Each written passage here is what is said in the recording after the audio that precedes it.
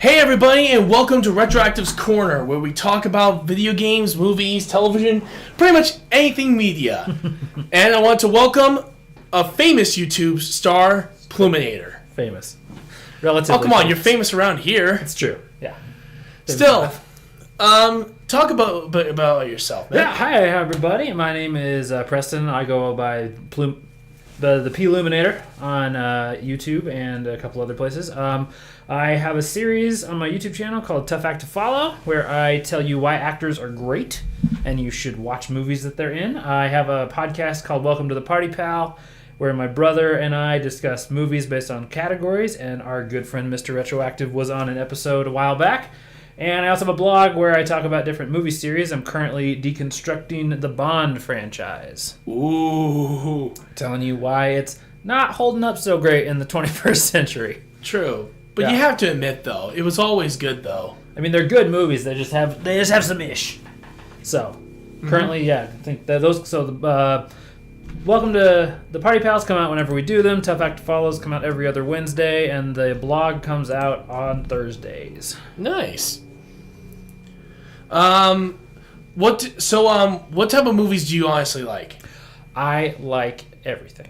Not everything. I like most things. If I had to pick one genre that stands out, I'm a horror fan. I like good horror movies, good things that scare me. I have this tendency to go to movie theaters and watch people whenever we watch horror movies to see when jump scares are going to happen, because I'm getting good at predicting them. Nice. I had a moment when we saw the first It that just came out a couple years ago. Mm-hmm. I was sitting next to this girl and I watched her throw her popcorn on herself, and I counted down to watch it happen, and it was the best. Oh, man. But otherwise, I like comedy, I like drama, I like action, I like probably something in every category somewhere out there. Nice. What's your background in this stuff? Have you ever done film or movies or acting before? I have, yes. I have a theater degree. I have a bachelor's in theater, so I have an acting degree, and I have done little bit parts in a couple of movies and TV shows. I was a zombie on Z Nation, if you've seen that. Nice. You see my back into some really low budget John Travolta movie. Well, that's cool. Shot in Spokane. There's a whole lot of little things, nothing that you've ever seen or heard of, and I've done a lot of stage acting. I've done a lot of theater. I was in Beauty and the Beast, West Side Story, Servant of Two Masters, to name some of the bigger roles. Those are a lot of good ones. Damn. Yeah, a lot of bigger shows that I've done around here, and I am currently working on getting my education degree so I can go and teach theater. That's awesome. Yep. Honestly, I would love to go back into theater. I used to do Hello Dolly once over in Ohio. That was my one and only performance. Definitely have to admit, it was very fun. It's a rush. It's something fun, and I love it, and I'm hoping that this all clears up soon so we can go back to doing it. Oh, yeah. All right, so for today, me and Ploominator are going to be reviewing the movies that were made by the famous Don Bluth, who has had some incredible ups as well as some horrifying downs. I'm sorry. I'm sorry. No, that's good. Because here's the thing, guys. The dude's amazing. Yeah. By far one of the greatest animation directors of all time. But, man, he had some stinkers in the past. Oh, there's a few that, yeah. I love them, but there are some that I was like, wow. Yeah, most of the ones I definitely know of are more like they're so bad it's good films. But, man, luckily enough, though, he had 3 masterpieces that set the standard for animation in general, especially for hand-drawn animation. I would almost say that Don Bluth is the closest thing we have in America to a Miyazaki. Pretty much, yeah. I think that's a statement you can make. Yeah, it's definitely interesting. When it comes down to it, we're going to be talking about 3 of his most famous films. Mm-hmm. The Land Before Time, An American Tail, and possibly what many people consider to be his most thought-provoking movie of all time, Secret of NIMH. Rockadoodle. God bless it. No. I'm not talking about Rockadoodle. I do love that movie, though. Yeah, Rockadoodle is definitely, for me, it's a so bad it's good film. I laugh at it all the time. I love it so much. Oh, Lord. You could say so many bad things about it, but you always have to smile and laugh at the damn thing. There's so many of those. Oh, yeah. Secret of NIMH. We're not talking Rockadoodle. Yeah, we're also not talking about its sequel, which was never made by Don Bluth. Yep. Which, I don't know why they try to keep going with those franchises, I swear. Because something about it stands out. I don't know. Mm-hmm. All right, so we're going to actually start off with the very first of all three of these movies, because if we're going to go in order, it was actually Secret of Nim that was the first. The second one was The American Tale, and finally was A Land Before Time. Yeah. So we're going to, and of course, we have our criteria, which is going to be story, characters, music, design, and atmosphere. It's not gameplay. Honestly, that'd be very funny if there was a Secret of Nim video game. I mean, he did Dragon's Lair, so That's true. It could work. He's done games. True. All right, so let's start off with story with Secret of Nim. Okay. Honestly, I love the concept that they did with this. Yeah. It's very interesting to see a movie really dive deep into one of the biggest dilemmas in history, which is science versus nature. Yeah. Because, good God, you don't see many movies diving into that. Yeah. I think the background stuff's interesting. I think the story itself is a little small. I think I feel like I was waiting for something else to happen. But I do think that the idea of like animal experimentation and the fact that Nim, you think it's like something mystical and it turns out it's not, is a really compelling twist. But I just feel like when I finished it, I was like, I wanted more. I wanted something else. True. Again, this was his first attempt with his new studio at the time, but I have to admit, though, for what it was worth, I actually do like it's about a battle between science versus nature versus the unknown. Yeah. Because you don't necessarily know what Nim is until Nicodemus talks about it. Yeah. That it's actually a science facility, and you know more. Yeah, Nicodemus played by the great Derek Jacobi. Yeah, it's amazing. He does an amazing performance. Oops. Yeah, he does an amazing performance here, guys. He sounds like someone who has so many years of experience, like Nicodemus in the movie. He is. So. Not to mention, I also like all the other characters. My personal favorite character is, of course, Mrs. Brisby, because, good God, they made sure to make her as relatable as you can have a character. For sure. She's fantastic, yeah. Yeah, because here's the thing. She's not brave. She's afraid. Heck, I would be if I was her size and looking at an owl that was nearly 10 times my size. Yeah. Did you know that Will Wheaton played one of her kids? What? Yeah. I didn't know that. 10-year-old Will Wheaton played her oldest son. Are you kidding me? There you go. I had no idea. There's your fun fact for the day. Holy cow. Okay, mind officially blown, folks. I had no idea that he played the oldest son of Mrs. Brisby. That is nuts. Yeah. Looking up the cast, I was like, what? I can't believe that. That's the crazy thing. There's like a couple people in each of these movies who you're just like, I would not have imagined that they were in that. Yeah, Will Wheaton did a really good movie with him with Stand By Me, so it's not surprising he would do a role like this, but I never expected him to be in Secret of Nim. Yep, this is pre-Stand By Me. This is like one of his first things. Wow, so he really hit the nail on the head with this one. Yeah. I love the animation style in it too. Oh, yeah. So I know we're still kind of on story, but I love just the look. It has that feel. I feel like American animation owes so much to the way Don Bluth animated his stuff. True enough on that. Yeah. All right, so for story, and I know we're going quick here, but honestly, it is a very simple story for what it's worth. Yeah. But it's a very compelling one. So what would you rate with and actually, before we start, what do you think your score is going to be? Because it's going to be a score of 1 to 50. What do you think your score is going to be? Oh, my total score? Yeah, what do you think from your own personal experience of how much you love this film? I'm saying it's in the upper 30s. Upper 30s? I don't know if it's my favorite, but I think it's higher. All right. Yeah. For me, I think my score is going to be in the mid to high 40s, personally, but I don't know. Okay. Also, let me do this right here. So what would you say would be your score for this particular movie in particular? For the story. For the story. Okay. I'm gonna give it a 7. A 7? I think, like I said, that there is a good starting baseline and there are some good little twists to it, but I think that it felt like there was something that could have happened that didn't happen. All right, so you definitely gave it a 7. Yep. All right, I'm going to give it, honestly, for what it's worth, I am going to give it maybe a 1 point higher. I'm going to go 8. Okay. Mainly because I think that the story itself, it has some deeper meanings that are incredible for the time. Mm-hmm. But at the same time, I'm with you. I it's almost like I wanted more. Yeah. So, yeah, definitely got to go with 8 on that one. There you go. Now we're going to talk about characters. Now, I got to be honest, this is, even though I love the characters, they're all portrayed very well. They're all written well. And all of them are very relatable. Even the villain of all things, because people have fear of change. It's a part of life. It's something we have to deal with. But, it's almost like that the human consciousness is played by all these characters. Yeah. But the simplistic names, come on, guys. We don't even know Mrs. Brisby's first name, for God's sake. Yeah, Brisby's first name. Yeah, Mrs. Brisby. That's all you know her. The bird's name is Jeremy.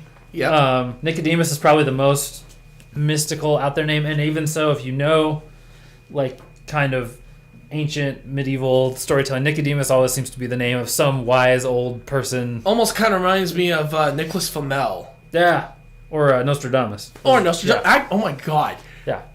You combine those names, it almost sounds like Nicodemus. Yeah, exactly. Wow. Real hit the nail on the head there, Anton. To me, before this came out before Nicholas Flamel, because True. Potters weren't for another 10 years. But True. I think that the characters are simple, again, kind of like the story, but I think that they serve their purpose fairly well. I think they all, it feels very... If you've ever played like Dungeons and Dragons, it feels very like in that world of fantasy where it's like we have to go from this character to this character to this character, and they all have a different purpose that helps the protagonist get to their goal. And I think that works this way. And then the only ones that don't really get fleshed out are all the rats. But, True.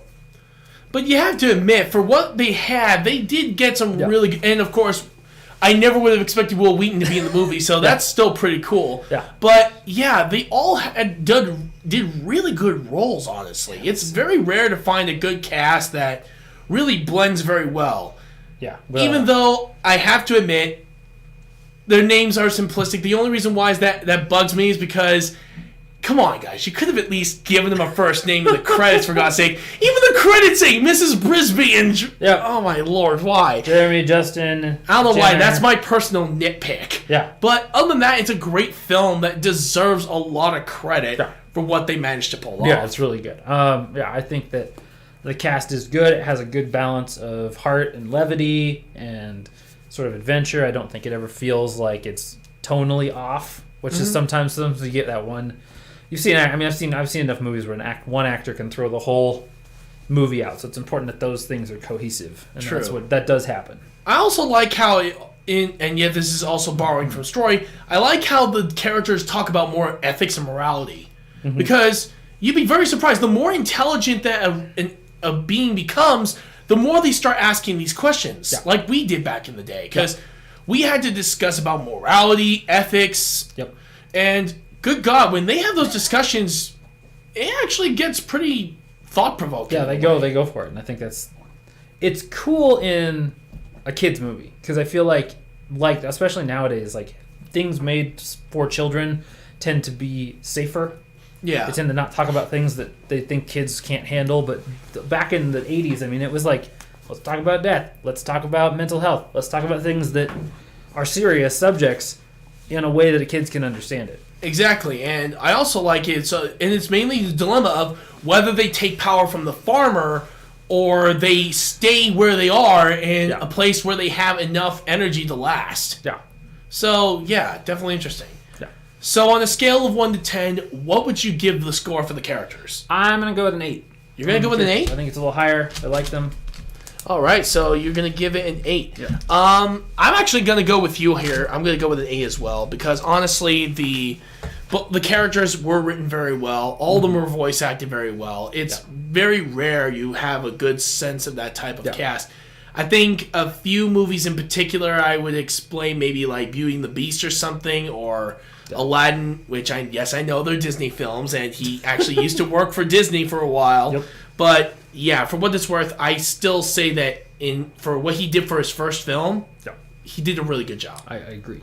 And now we're going to talk about music. Oh, good God. Okay, that's the one thing I'm willing to give this all three of these movies. The music hits you. I will say of all three of them, I think Secret of NIMH's the one that I just kind of missed the most. Like, it just felt like I didn't like when I think back on it, I don't remember it, as opposed to the other two, which I definitely remember. Not to say that, but for an atmospheric score type of thing, that's what you want. You want music that emphasizes the moments, but doesn't like turn around and make you forget that the moments are happening because you're so caught up in what's going on in your ears. Oh yeah, definitely. Especially there's like when Nicodemus tells the story, you can tell it's very subtle, very calm, making sure that it's bringing in the air of mystery, yet also when it gets a little louder, it's almost like the curtains are being pushed away.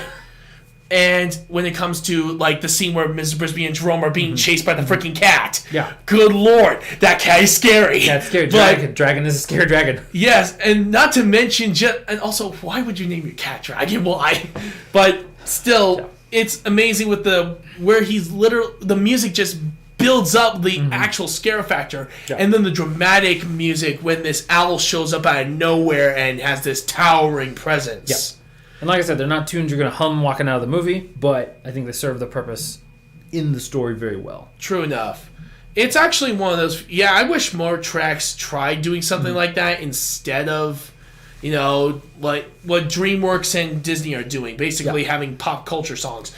But here's the thing. Some of the movies, like Coco, it works out for its advantage because they're bringing that type of style of music, the Mexican music, into the world, and they made a really good song on it. Like, what's that song? Remember Me. Yeah, Remember Me is amazing. Yeah. Yeah, so that's a great example.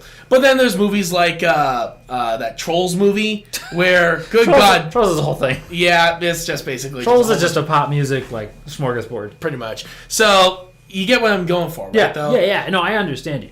Yeah. Yeah, and I think, like I said, I think it does what it's supposed to do. Mm-hmm. And I think that, sometimes we get caught up in, like, needle-dropping music where it goes, let's just make you remember we played the Beach Boys in this movie, even though the movie wasn't great.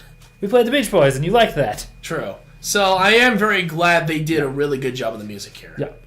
So on a scale of 1 to 10, what would you think? I'm going to go with 7 again. I think for similar reasons of it was good. I wanted more, and like I said, I'm having a hard time remembering all of it. Mm-hmm. So I think like it could have been more, but it wasn't bad. For me, I'm actually going to go lower. Ooh. The only reason why I'm going lower is because it didn't need to be having any pop songs or anything. It was for the moments, and when it counted, it counted. Yeah.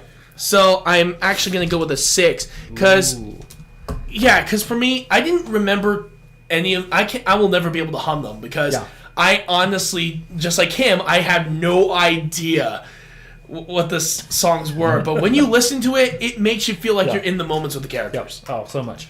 And now we're going to talk about possibly the best part of this movie, the freaking design. This movie's amazing to look at. All of his movies, even the bad ones, looking at them is incredible. And the world building that he does, you feel like you know every piece of this. Like, even though you're only seeing a small corner, you feel like it's like a friggin' Tolkien book, where if you read The Hobbit, you only get a little, like, piece of Middle Earth, but you feel like if you just expanded out, you could know the whole landscape of the world. And it feels like he built more than what was shown to us.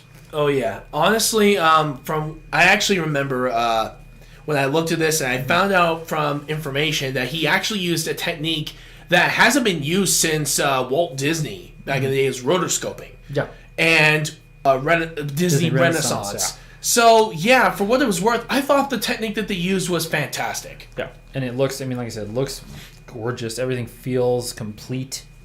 Like I said, it feels like a Miyazaki film. True enough. It feels like there's just all those elements that you want.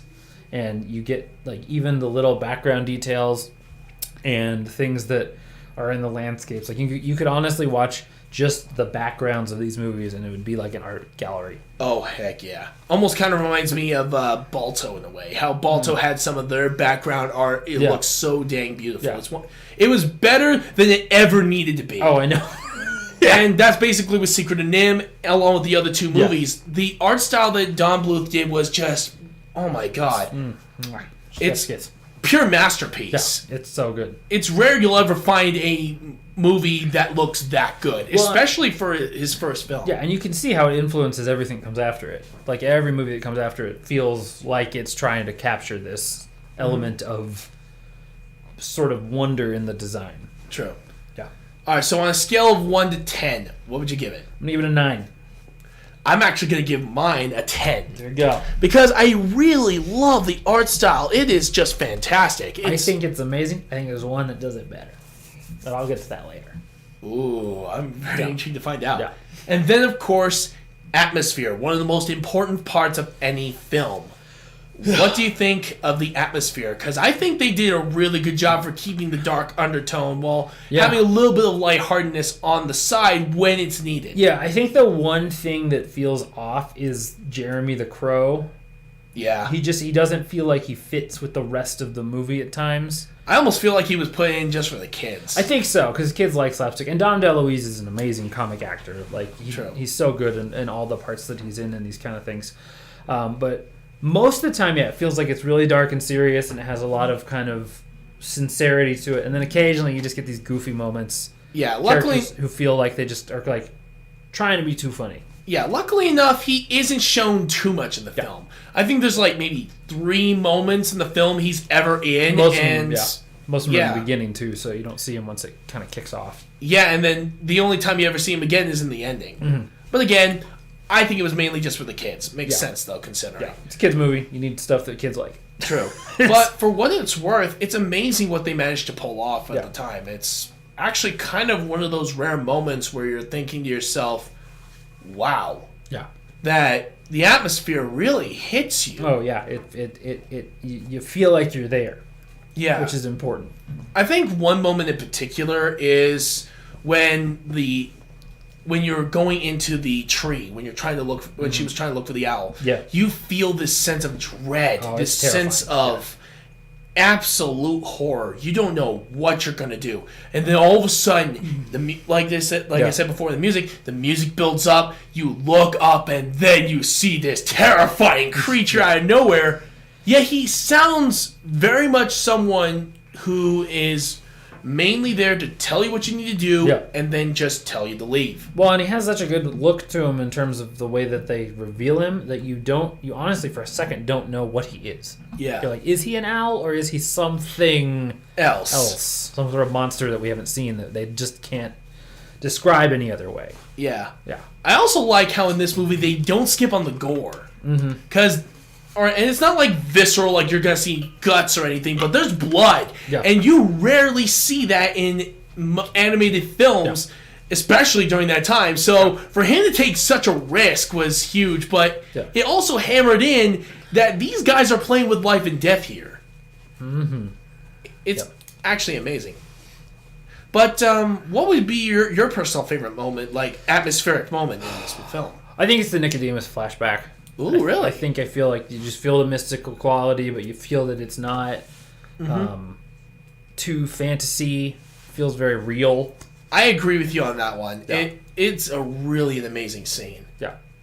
So, in terms of atmosphere, on a scale of 1 to 10, what would you give it? I'm going to give it an 8. You're going to give it an 8? Give it an 8. I think it's good. I think it could be a touch better, but I think it is solid. I actually am going to go with your decision here and go with an 8 as well. Because honestly, this movie is still amazing by far. And it's actually very clever of how it does things. Yeah. Especially with the atmosphere, the music. Yeah, because those two things, along with the characters, really made this film. Yeah. It was the story that I do agree with you. It was a little bit lacking. It almost felt like something was missing. The music itself is not as memorable, but it's still amazing. It's great, yeah. So, I'm going to add up this. Let's see. We have 15. That is US 22. 31. 38 is your total score. 38. And judging from my score, I have 16. That's 22. 32 and 40. So my score was lower than I anticipated. Mine was right where I thought it would be. Damn. Okay, so my score was definitely lower than I expected. I did not expect it to be a straight up 40. No, it's still good. It's still an amazing film, guys. Do you recommend it, honestly? I do.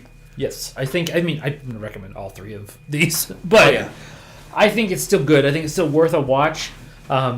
The one thing I will say is that this was the one of the 3 that I didn't see as a child. And so when you hear a title like Secret of Nim, you think it's fantasy. It kind of is. To a certain degree, it doesn't go too far. But don't get locked in this is like swords and sorcery adventure film. Yeah. It's got some more grounded in reality stuff to it. True. But I would say watch it. Yeah. Honestly, I'm with him on this one. It definitely gives you... It's a very thought-provoking as well with the actual question. Because trust me, there are so many theories that are on this movie. It's absolutely nuts. Oh, yeah. So, I honestly have to give you guys a chance. Check out the film and see what you guys think, because you'd be very surprised. And if nothing else, Will Wheaton's in it, so... True. Will Wheaton's great. Okay, we're going to talk about the next film, and possibly, if you want my personal opinion, my favorite of all three of the movies, I think I might agree with The you. American Tale. Mm-hmm. Holy crap. Oh my god. So good. This movie's so good. Okay, before we start, what do you guys think? I'm sorry, if you guys let me know what you guys think, leave in the chat, let me know what you guys think. What do you think your score is going to be for this film? It's going to be high. It's going to be like upper 40s. I think it's going to be me upper 40s as well. It's going to go, yeah. Because I honestly don't think it's going to get... If it gets lower, I am going to slap myself. Yeah. And you will see it live. I don't think it's going to get lower. I hope not. God, But, alright, so let's get started with story. And honestly, it is unbelievable. A unbelievable story that really hits you at home. It's so simple, but it's so perfect. True enough. It's literally just a kid trying to find his family. Yeah. And not to mention, it's also put in an era where immigration to America was extremely high. Oh my gosh, this thing is this is so much. I said it to my wife when I was watching it. I was like, it's like you took. So if anyone's seen musical theater, Fiddler on the Roof. Yeah. The end of Fiddler on the Roof is the Russian Jews getting kicked out of their hometown. Mm-hmm. It feels like this is the next. Yeah, exactly. In that series. Yes, exactly. These are Russian Jewish mice who go to America for a better life, and then their son gets separated. I'm not spoiling anything. It happens really early. Yeah. And then it's just this whole series of him trying to find his way back to them, and they don't know if he's alive or not.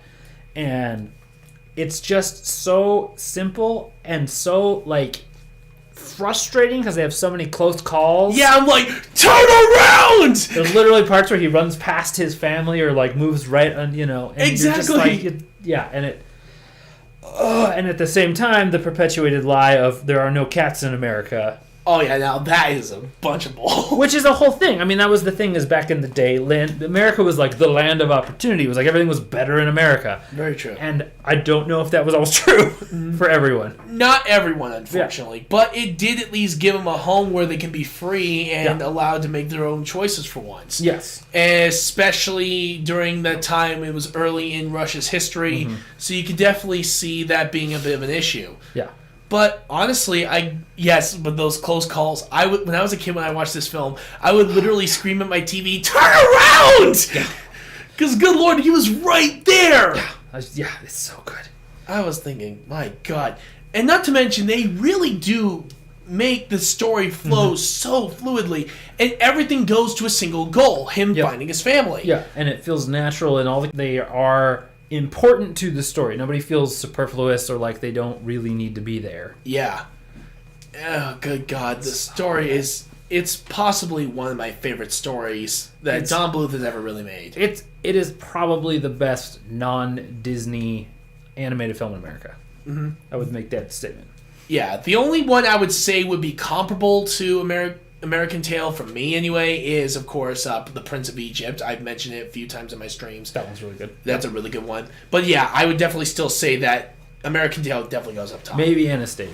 Anastasia's pretty good. Oh, Anastasia's so good. Actually, here's a little bit of trivia for you guys. You know the singing part that Christopher Lloyd was supposed to do?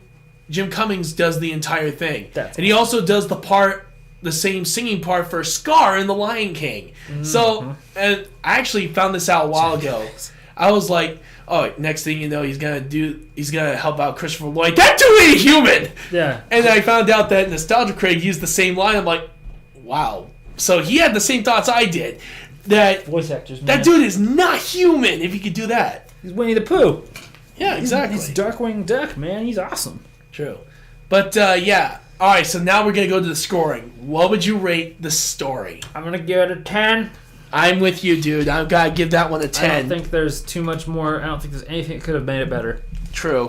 The story, like you said, was simplistic, but right at the heart of it. Yeah. Where everything else is mainly just him trying to get back to it. It's almost like Chrono Trigger, where all the character side quests all converge onto one main thing, defeat Lavos. So, really good there. Next, of course, is characters. My God, the variety of characters they have in this is amazing. Actually, one of the ones I liked a lot was the pigeon from the Statue of Liberty. Henri, who good God. voiced by the late Christopher Plummer. Yeah, rest in peace, dude. Dude. He does a really good job with that character. Yeah, and you don't even recognize it. It sounds like Jerry Orbach doing Lumiere and Beauty and the Beast. Yeah. Like, and it's just so perfect. And I love it. It's such a subtle detail because the statue was a French gift to America, so to have a French pigeon working on it. That is very clever. Yeah. Very, very subtle, but very much on the nose there. For those of you who are history buffs. The characters feel genuine, like the like Jewish family feels like a Jewish family, but it doesn't feel so stereotypical. Yes. That it like feels like it's trying to make fun of it. It feels genuine. The only time that they feel any kind of that is in that the No Cats in America song where they have like the Irish mouse and the I don't remember what the other one is. There's like a bunch of different mice. Yeah, who are Irish, Scottish, and I think German. Italian. There's an Italian mouse. Yeah, there's Italian. Yeah. Yeah, they're a little stereotyped. Yeah, but you have to admit though, it was a musical number. Yeah. You would expect that. I do like the Irish mouse was the albino one. I thought that was funny. Yeah, that was good one. Oh Lord. But the characters, honestly, if we're going to exclude the ones from the music, all the characters are incredibly good. Yeah. The cat was amazing. I forgot what his name is. I don't know why I kept forgetting. Talking about the little cat or the big cat? The big one. The orange one. Yeah, Dom DeLuise again. I don't remember his name. Yeah, I don't know his name, but yeah. I want to call him Ogre, but that's from Revenge of the Nerds. That's exactly. But, and then, little Joe Pesci cat. Yeah, there's Tony. Yeah. The mouse that he actually finds when he gets to America, so that's interesting. Voiced by a woman. What? So Bart Simpson did. Yep. Wait, what? Do you not know Bart Simpson's a girl? Yeah, I knew Bart Simpson was a girl. I didn't know she played that role. No, it's not her playing Tony. It's just I'm saying they just did a female voice to play a boy character. Oh my God! I'm like, good God! Don't scare me like that. No. Madeline Kahn voicing the aristocratic Lady Mouse. She's so good. She did a really good job on that one. Yeah. Yeah, and then the whole family, all the cats. The birds, the drunken mayor mouse. Yeah. Whose name I can't remember right now. I don't remember either. But I do remember Feifel and his family. The family dynamic feels authentic. Yeah. You feel like you understand these characters and what they're going through. Especially moving to and heck, I have my grandmother who moved from America to America from Korea. Yeah. And for her, it was just as daunting. It was luckily enough she had my grandpa with her. Rest in peace, grandpa. But still, it was thanks to him that her adjustment was a lot easier. Yeah. So I wouldn't even want to imagine what it's like for an immigrant family to move here completely when the country was just starting to really get into high gear. And try to adjust to this new life. It's crazy. Yeah, I can't even imagine jetting across an ocean to a place that I've never been before. True. So I feel like that the characters were written almost to perfection in this. Yeah. Which is very rare for animated films. Yeah, and they all feel purposeful. None of them feel like they don't need to be there. True. Yeah, which I think is good. So what would you score the characters? I'm going to give it a 9. Simply because of the stereotyped ones. Yeah, I'm with you on that one. I think that's my only issue. Yeah, honestly, because I remember watching that scene and it was like, I know my friends who are from those countries, they're nothing like this. Yeah. I will also say... Except for the Scottish one, unfortunately. There's a couple shots when there's a bunch of action scenes where all the mice are running back and forth. There's like one mouse that I always think was Feifel, but it wasn't Feifel. Oh, yeah! I remember that one. Another brown mouse in a red shirt. And Yeah. he'll survive without the hat. I think they just hoped we wouldn't notice. Yeah. Same with that, and then all the cats who aren't named cats look similar. True. But otherwise it's fantastic. The cast is strong. Yeah, the cast really did make this film feel like you were part of it. Next, of course, is music. Oh, freaking God. And this is a musical, too. My God, the music is just on point with this film. I had No Cats in America stuck in my head the rest of the day after I watched this. Oh, yeah. I was just sitting there just like humming it. I remember when I first watched this movie, and it was at school, and we all started singing There Are No Cats in America as soon as we got out of our classrooms and into the schoolyard, and then everyone else from all the other classes started singing along with it, and the teachers were like, what in the world's going on? They're like, we watch American Tail. They're like, okay, understandable. Because they also loved, and I actually know one teacher who actually did sing along with us, because she was a big fan of the movie too, especially when she was a little kid and she watched it for the first time. It's so good. It's so good. The music really hits. It gives you the feels. I almost cried in a few of those scenes, including the reunion. Yeah. Oh Jesus! And I was like, oh God, give me a tissue right now. That little moment where Feifel's singing somewhere out there by himself in the middle of the night, and he's like the cutest, slightly off-key kid voice. Yes. And you're just like, ah! It's like watching, I don't know if you've ever seen Oliver. Oh, yes. Yeah, it's that same feeling of just like little orphan boy looking, not an orphan, Feifel's not an orphan, but yeah. Little lost child looking for his family. Yeah. Just like, I just want someone to find me. Yeah. The music really hits you hard, and when it hits you, you start to feel like you're going on this journey with this kid. It is absolutely insane. It's so good. And it's such a good... It helps sell the differences in America. Like, the music in America feels different than the music in Russia, which feels different than the music on the boat. Yes. So it feels cultural, not only in terms of helping tell the story, but also where they are at the time. True. I also like some of the music in the scenes, like the attack on Feifel's village. That one was dramatic. Yeah. Really good job on that one. Even the scoring, like not just the sung stuff, the scoring is also really powerful. When they bust out the Mega Mouse at the end, like that whole thing is underscored so well. Oh yeah, it was. And not to mention, and like I said, the emotional scenes, like the reunion with Feifel and his family.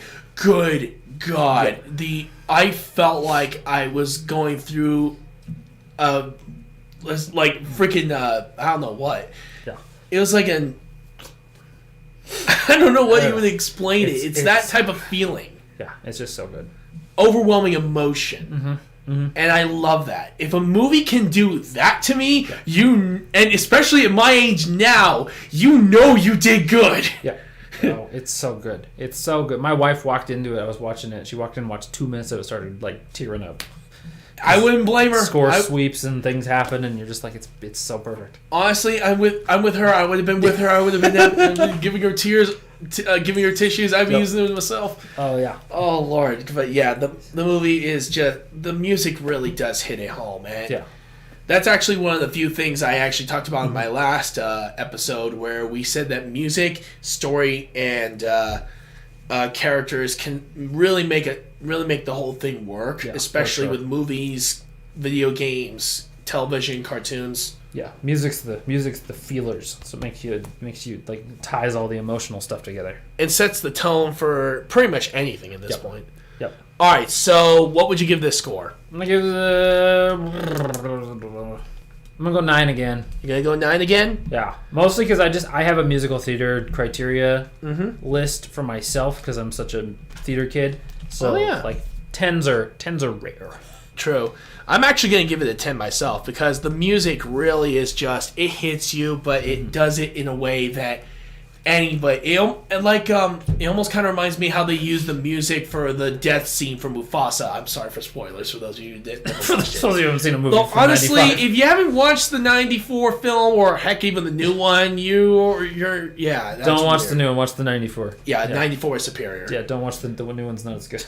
Yeah, but still though, music like that, those scenes like there where the music really hits you hard with the emotions, you really have to. If you could do that to me, you did good. Yeah. And heck, I still cry at that scene. Oh yeah, even today. Oh, for sure. Yeah. I got emotional. Yeah. So honestly, it shows just how powerful a scene can be with the right music, characters, and story. Yeah. Now we're gonna take a look at design again, and good God, they really made this place look like New York. They did in that time period. And the details of the time, it's like, so we all think of the Statue of Liberty as the greenish color, but that's oxidized copper. That's what happens if you leave a penny out under like human things. That will happen to a penny. Mm-hmm. Not quite, because pennies are a little different, but if you leave pure copper out, it gets that bluish green tint. Yeah. But because they just built it, it's bronze. It's got that copper sheen, and that's like detail things that you don't think about. True. That, oh no, when it came out, it looks different. We have to reflect that. Everything feels of the time. True. And it's that. Yeah, I actually remember. I actually did a history class when I was over at elementary school. Mm-hmm. And everyone in my class thought it was weird when I said that the original Statue of Liberty was bronze, because again, if it's anything like my copper penny I had, there was green on the back and it was clean on the front, just to demonstrate. And she was like, "Yeah, exactly." Mm-hmm. Everyone in my class was like, "Seriously, it was originally bronze?" And and then I'm like, and then actually that's where we got to watch The American Tail, and she actually fast forwarded to that point after we watched most of it. She actually fast forwarded to the point where it shows the Statue of Liberty, and it was bronze. Yep. I actually like that. Yeah, it's such a cool little detail. But even like New York, and I don't remember what is it, the early 18? I think it's late 18, early to mid 1890s. Yeah, that's right. Yeah, so because this is right around the time of the Spanish-American War as well. Yeah, and the statue was built at the end of the 80s, so that would have made sense. It's just like little things, but even so, not just time and place, but the way that they use like mouse traps or things that scaled down, like the guy who sells the apple. Yeah. He doesn't sell a bunch of apples. He sells one apple that you can take pieces off of because they're mice, so they're smaller, so they don't need a whole apple. Which honestly is very smart. Yeah, it's just clever little details like that. To the design of the super mouse. I also like the design of the houses in those streets. The hanging houses on the side of the walls. Yeah, that's a really smart idea. It's a way for them to actually coexist with humans, is to literally have their houses built on theirs. And also, not only that, but with the background details, but the costuming that they put on the characters, and the way that they touch on little changes to the characters, like the cat rat. The little things that he does to himself to cat rat to be a rat. Yeah, I definitely agree with you on that one. Another one I also like is the design of the actual streets. You actually feel like you're walking through New York. It's insane. Yeah, and not to mention, I like how they design, the design of the costumes, the outfits that these characters wear. It feels authentic to the time period. Yes, for sure. It feels great. Yeah, because I actually did research, especially for a movie like with the musical Hello, Dolly. Mm-hmm. And the costumes were made around the 1870s, 1880s, so it fit the time period. Yeah. So when I see a film like this, it gives me more appreciation of how much they took their time to get it right. Yeah, not just costumes, but like way costumes fit people. Like Fiefel's clothes are clearly hand-me-downs because they're all too big for him. True. And that's little stuff that you don't think about of like, oh yeah, poor family would just give the young kid the clothes off their backs because they don't have money to afford new stuff. True enough. And I also like how it really does give you more of a grand scale when you see this, which you normally think would be very small into our eyes, but in the eyes of Feifel, the place looks like an actual town. Yeah. Yeah. So what would you score this one, actually? 10. A 10? This is a 10. This is a perfect. Wow, I'm with you on that one. That's 10. Perfect design. I think there's not much you can do that would improve it. True. Actually, how would you? That's what I'm saying. That's what I don't do. That's a really interesting question. Maybe you could go in and do some CG touch-ups and stuff if you really wanted to, but not for me. I think the only way they could make it a little bit more, I think, is mainly try to get like a little bit of pebbles here and there, like some of the, or maybe like a coin would be on the ground or something. Yeah, minor stuff. Yeah. Really minor stuff. Other than that, though, it's just pretty much perfect on the design. Oh, for sure. And now we're going to talk about atmosphere. Dear God, pretty much everything we talked about adds up to the atmosphere. I mean, this feels like a genuine, like, you feel like this could just be people immigrating to America. It doesn't feel like mice. Yeah. It just fits that tone so perfectly. True. And I was genuinely, because I haven't watched this since I was, 5, 6 years old. So to watch it again now as an adult and be like, wow, that feels so real. Yeah, it's amazing how much your entire perspective changes when you get older. Yeah. Because I remember when I was a kid, I loved this movie.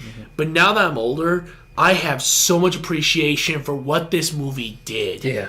Which is insane Yeah. to come up with. Because the atmosphere, it really does give you a sense of that these guys are on a journey. You really feel like that the music, the characters, everything about this that we talked about really adds up to the experience. Yeah, and to tell it in a way that a kid could understand, but doesn't turn it into like a fairy tale that really keeps it real and sincere. Yeah, it's down to earth. Yeah, it feels like a genuine story, but a story that a child could understand. And they don't, like I said earlier, they don't do that as much anymore, and I think they should. True enough on that one. It's really interesting. I think it's one of those few films where you can go back and you really feel the amount of emotion, and you can even tell how much they worked on it. Oh, yeah.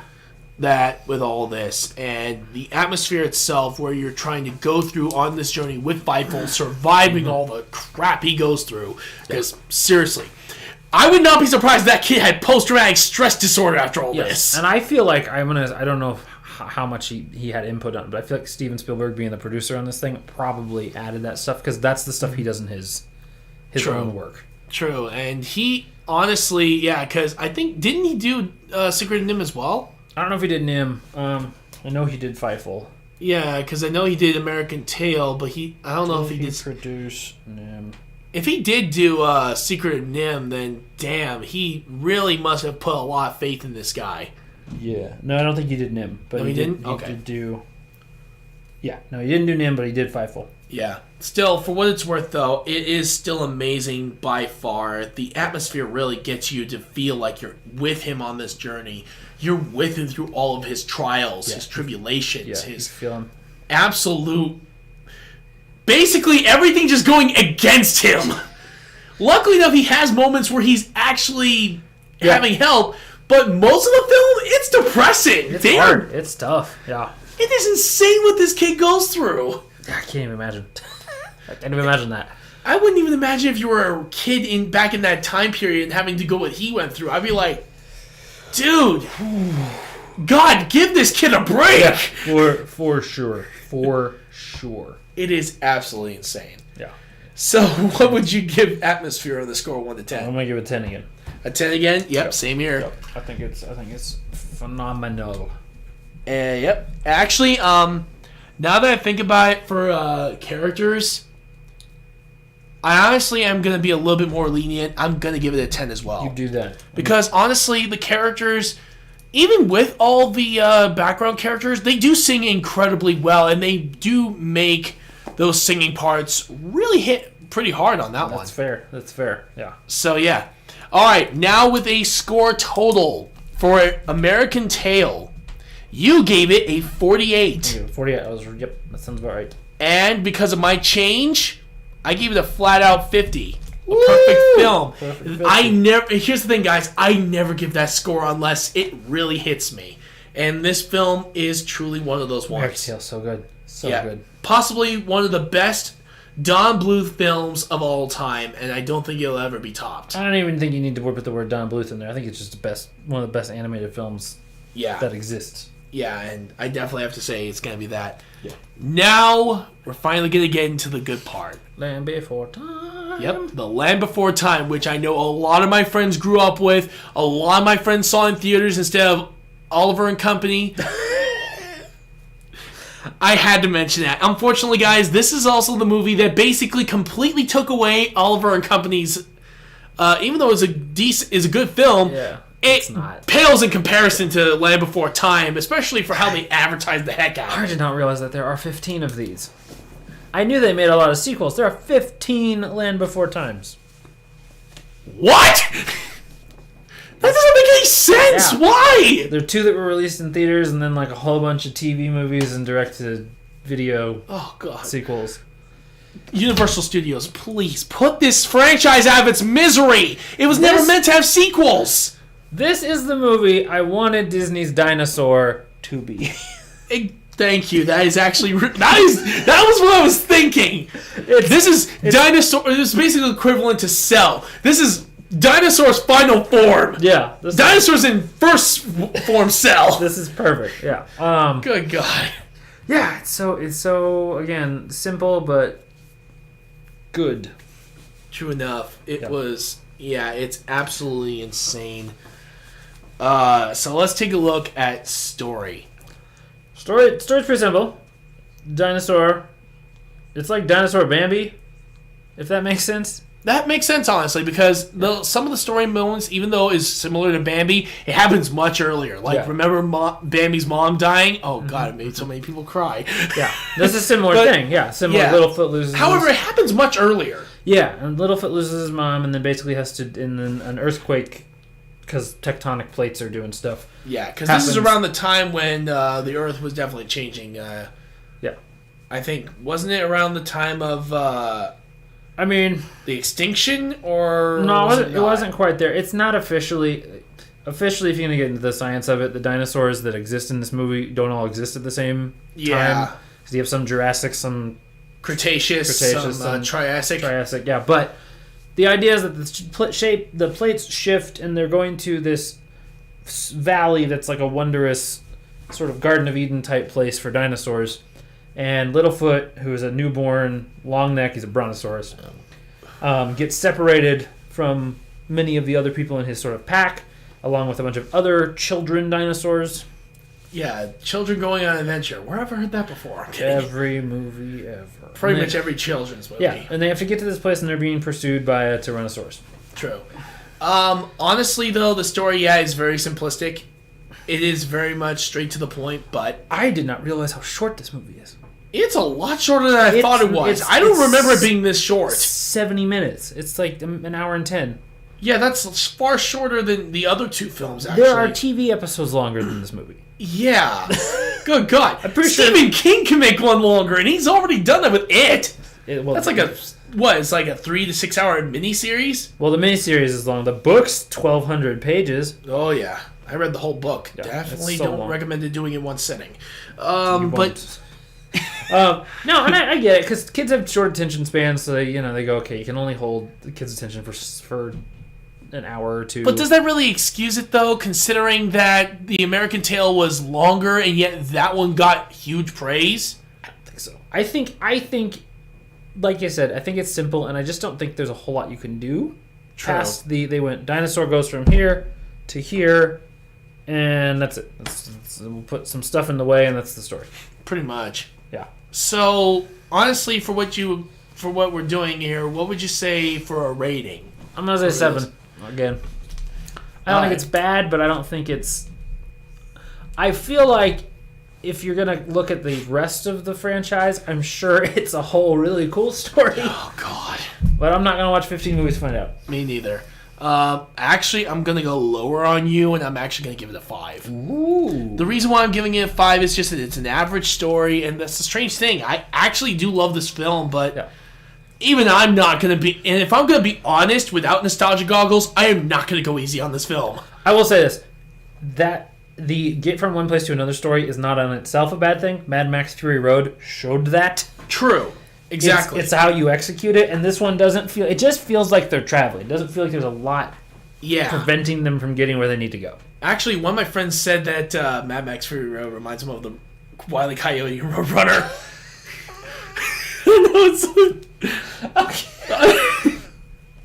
I can see it. Yeah. I can see what he's going for. I don't know why you said that, but damn, it was funny. I guess I can see it. It's a desert. There's a bunch of gadgets. It's a thing. True. Okay, God bless. Get off topic. Yeah, off topic.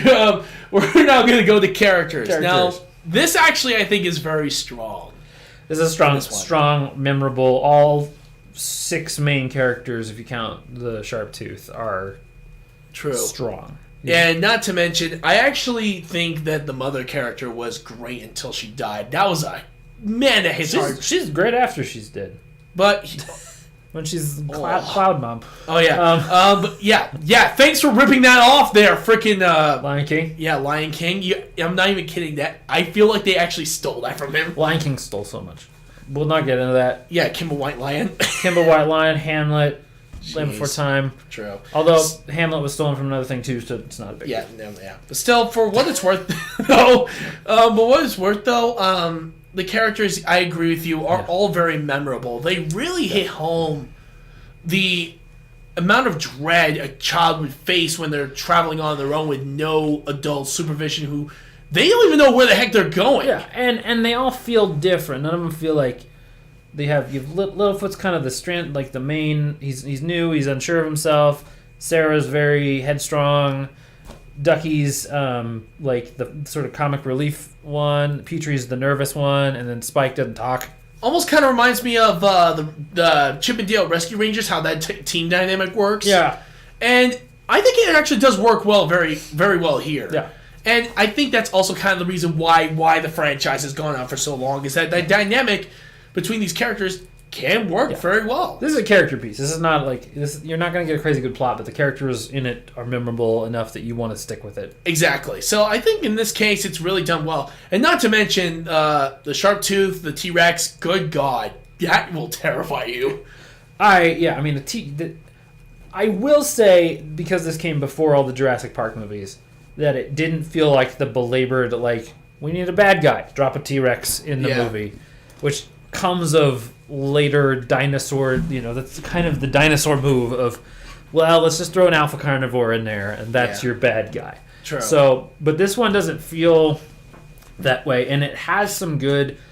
he's a good villain in that he allows the kids to sort of find creative ways to deal with him, because they can't overpower him, obviously. True. So they have to use, making situations of getting him stuck in things or getting him below things that he can't climb up because he's not built to do that like they are. True. I actually like how they really tried to outsmart him. It shows creativity with the cast there. Well done on that. I think that's one of the stronger points. All the stuff with the Sharptooth and the kids is actually really probably some of the best stuff in the movie. True. All right, so what would you rate the characters on this one? I'm gonna give the characters a 9. Oh wow, you're gonna give it a 9? I'm gonna go up high. I think that they are good. Mm-hmm. And if based on those characters, I get why this had a bunch of sequels. True. I'm going to go with 9 as well. Actually, before we continue, what would you think your score is going to be by the end of this? It's going to be close to Secret and Nim, probably a little higher. A little higher than Secret and Nim? Upper 30s, low 40s. I'm going to go, say, maybe mid-30s for myself, or low 30s. I don't know why. I just feel like... that if I was a child doing this show, I would have given it much higher. But now that I'm an adult and I actually got to watch the film again and everything, I feel like I'm going to be a little bit more critical. Yeah. Next, of course, is music. Again, this almost feels like another Secret of Nim situation. A little bit. I think this music's a little more memorable. A little bit more, but not that much, honestly. No, not enough to, I think American Tail gets a pass because it's a musical, so I think it helps. True. But, again, I think it's... The Land Before Time music is mostly underscoring. It mostly feels like it's with something in terms of, like, it just accompanies the story. It doesn't really add or subtract anything from it. And like you said, at the end of the day, you don't remember it. The only reason I think it's better than Nim, in my opinion, is that I feel like I remember some of the little melodies from this one more than I did in Nim. But not by much. True enough. I'm with you on that one. I do remember them a little bit more than Nim, but I do also think it's not as strong as American Tail. Yeah. Good God. I don't think anything will, because out of these three films, it's absolutely insane what they managed to come up with the music in this one. Yeah. But for this movie here with Land Before Time, I actually think they did a pretty decent job with how the music sets the tone for each of the scenes. Yeah. And because it's not a musical, it makes sense that you would want to be more atmospheric with your music than anything like that. So, for what it's worth, like the shark tooth chase scenes.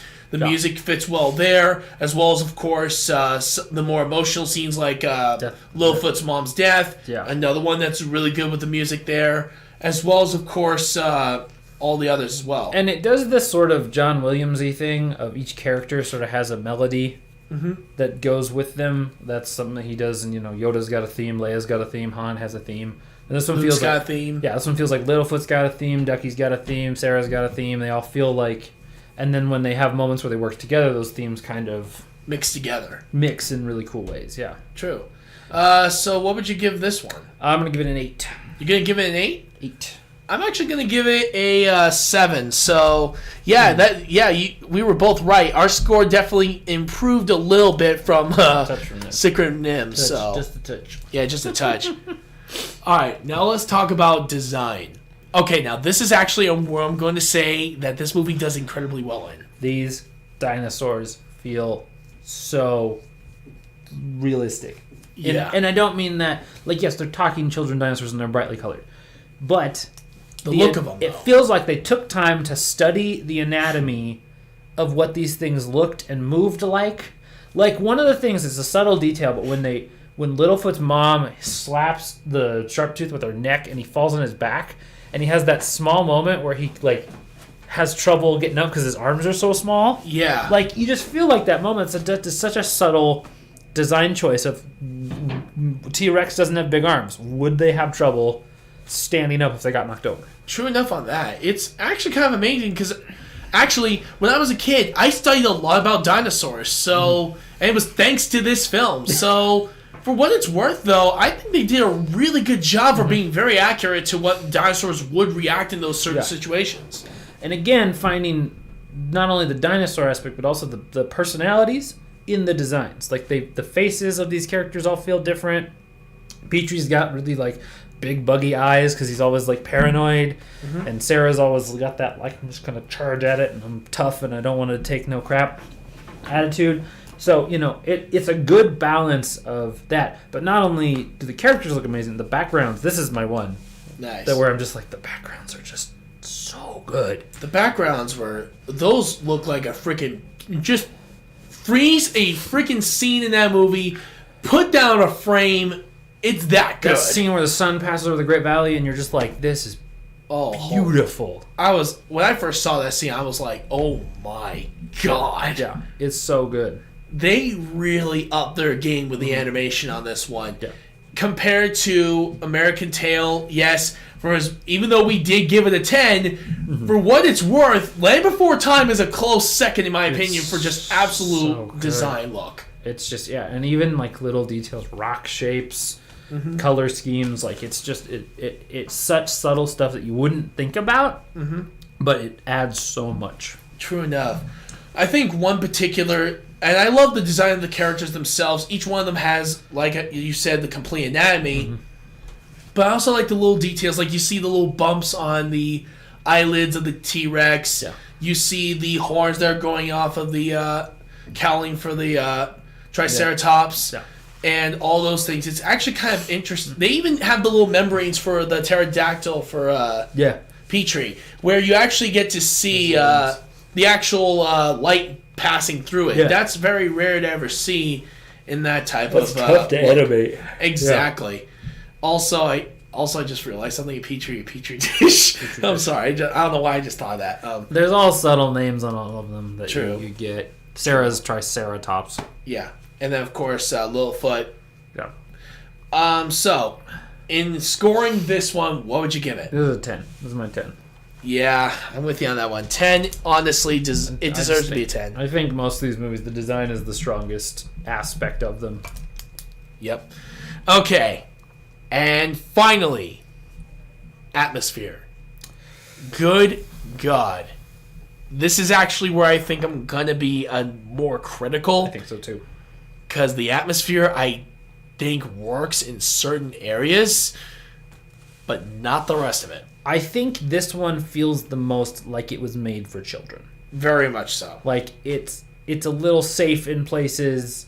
It feels a little, like, tongue-in-cheek in how it addresses some of the danger. Yeah, actually, if you think about it, The one that was the most risky was his first film, Secret of Nim. Yeah. That one actually stuck more adult. Yeah, this one just nothing. The only part of it that, like, the one thing that they did I thought was cool was when the Sharptooth bites Littlefoot's mom and they have that chunk of her back, like, out. Yeah. That's the only time I felt like this was, like, taking itself really seriously.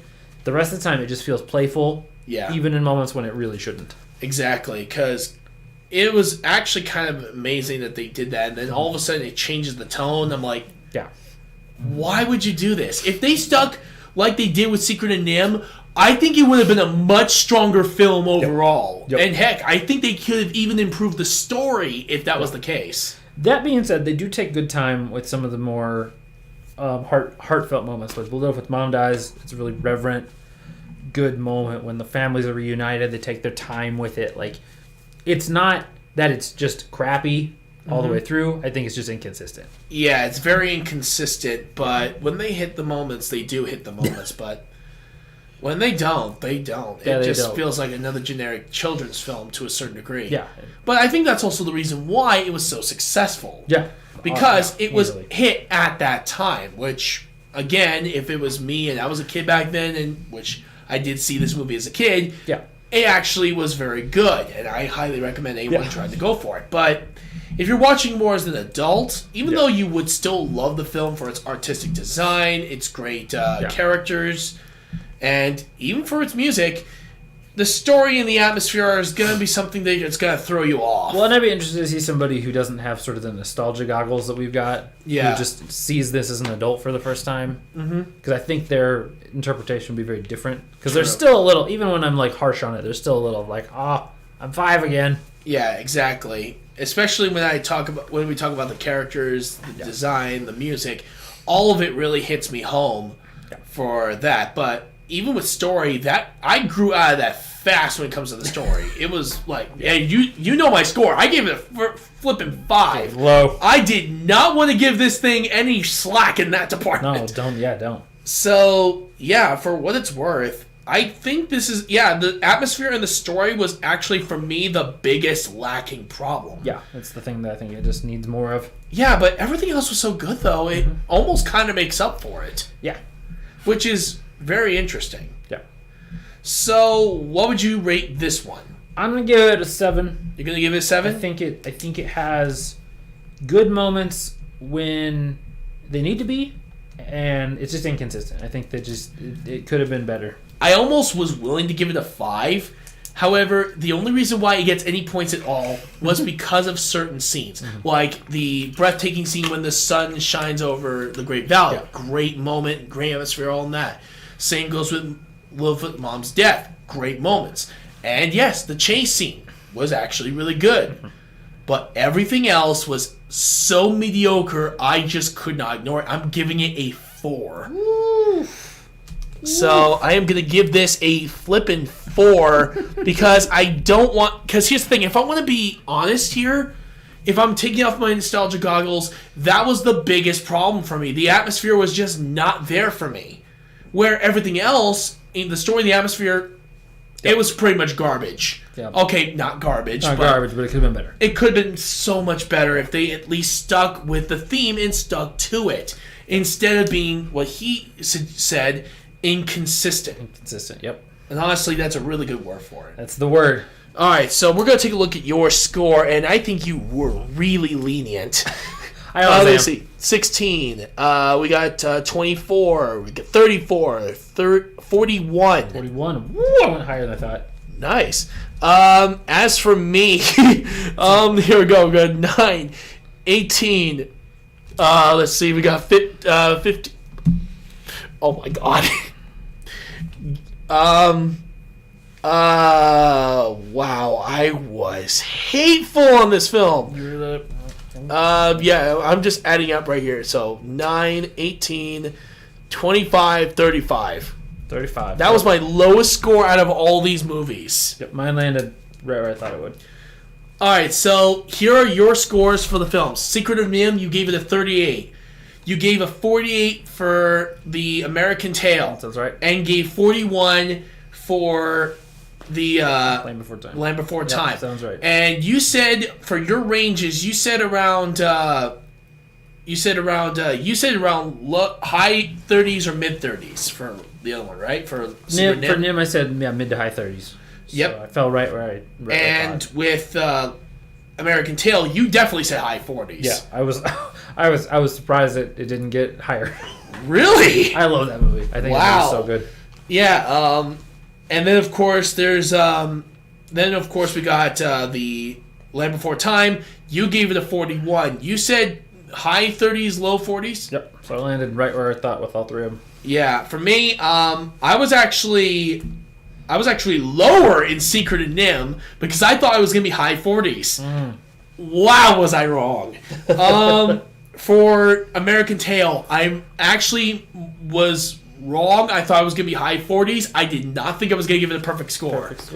So, well done on you, Don Bluth, for that one. There you go. And Land Before Time. I am so ashamed. My childhood self would kill me right now. He would stab me with his pen for how much I gave this score. He would be wondering, what is wrong with you? Because I gave it far lower than I anticipated. I thought low 40s at least. I didn't even think it was ever going to hit mid to low 30s with 35. Holy hell. All right. Now this is the segment where we talk about our top 3 favorite moments from either our favorite moments from the movies as well as or games, depending. So we're going to talk about our favorite moments for all 3 of these movies. Okay. What is your favorite moment of Secret of Nim? My favorite moment of Secret of Nim, like I said, is the flashback. Flashback with Nicodemus? Nicodemus showing them what happened to the mice and the genetic testing and all the stuff that happened in Nim. I think that's really the moment when the movie hits its sort of grounded feeling. Yeah. And I think it's one of the strongest, for a kid's movie to just say, we're just going to go and tell you about really serious stuff that you're not going to quite understand yet, really left an impact with me.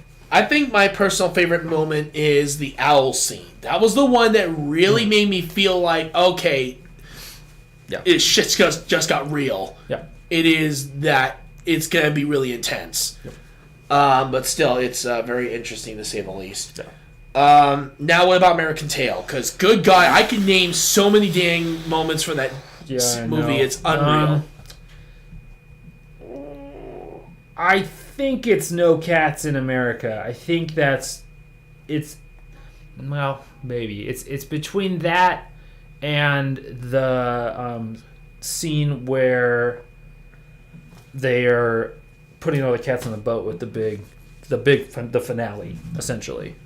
Wow, I have different moments than you. Yeah. Mine is actually the moment where he the singing part with him and his sister. I thought that was an amazing song. It really did very good on that. That one's good too. And the other one was the reunion with him and his family. That one hit me the most in the entire film. That so good. It built up all the way to that moment. It was just, these moments are like second place for me. That's my favorite moment goes from the movie started to when the movie ended. Pretty much. the movie is just that good. Yeah. And now the moments for Land Before Time. For me, it's Littlefoot's mom fighting the Sharptooth and then her death scene. Yeah, I'm with you on this one. It's a complete agreement. It's the best scene in that movie. All right. Now we're going to do another segment which we do top 3 favorite whatever, depending on what we're doing. Ooh. And today is top 3 favorite as well as his worst Don Bluth films. Oh, man. And I say we start with the worst and get those out of the way. Oh, I gotta look at my list again. Because for me, I could already name off all 3. Rockadoodle is definitely one of them. Oh, even though it's a so bad it's good film, but I still think it's crap. Okay, mine are weird, but I don't know most of the ones I dislike. Let me look up what he made again. The other one is, I think, A Troll in Central Park. That one was bad. No. I'm trying to figure out what was my number 1, though. That was oh my God, hang on. Give me a second, folks. We're both looking it up right now. We're looking up Don Bluth films at this point. No, the one that I don't like is Thumbelina. But thank you. That's just actually me. Wait, is it that one or is it? Hold on, I want to find out. Thumbelina's not great. Pebble and the Penguin isn't great. I'm trying to remember. Was this a Don Bluth film? No, it was not. That was Bill Croyer. Never mind. Yeah, Thumbelina was him. Yeah, so yeah, Thumbelina then, yeah. Thumbelina, yeah, and then he made some stuff with Disney that wasn't great. Yeah. They're not his movies though, but like yeah, I know that he was in Jungle Book. Oh, and then all the anime of Crap and Xanadu. No, God. Yeah, that's another one. I don't that's like bad. Nope.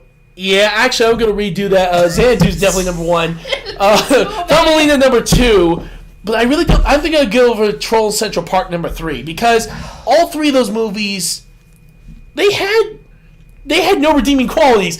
Even for Rockadoodle, the only reason why I'm not putting it on the list is because it's so bad it's good. It's that funny. You're gonna be amazed when my list comes up for my favorites.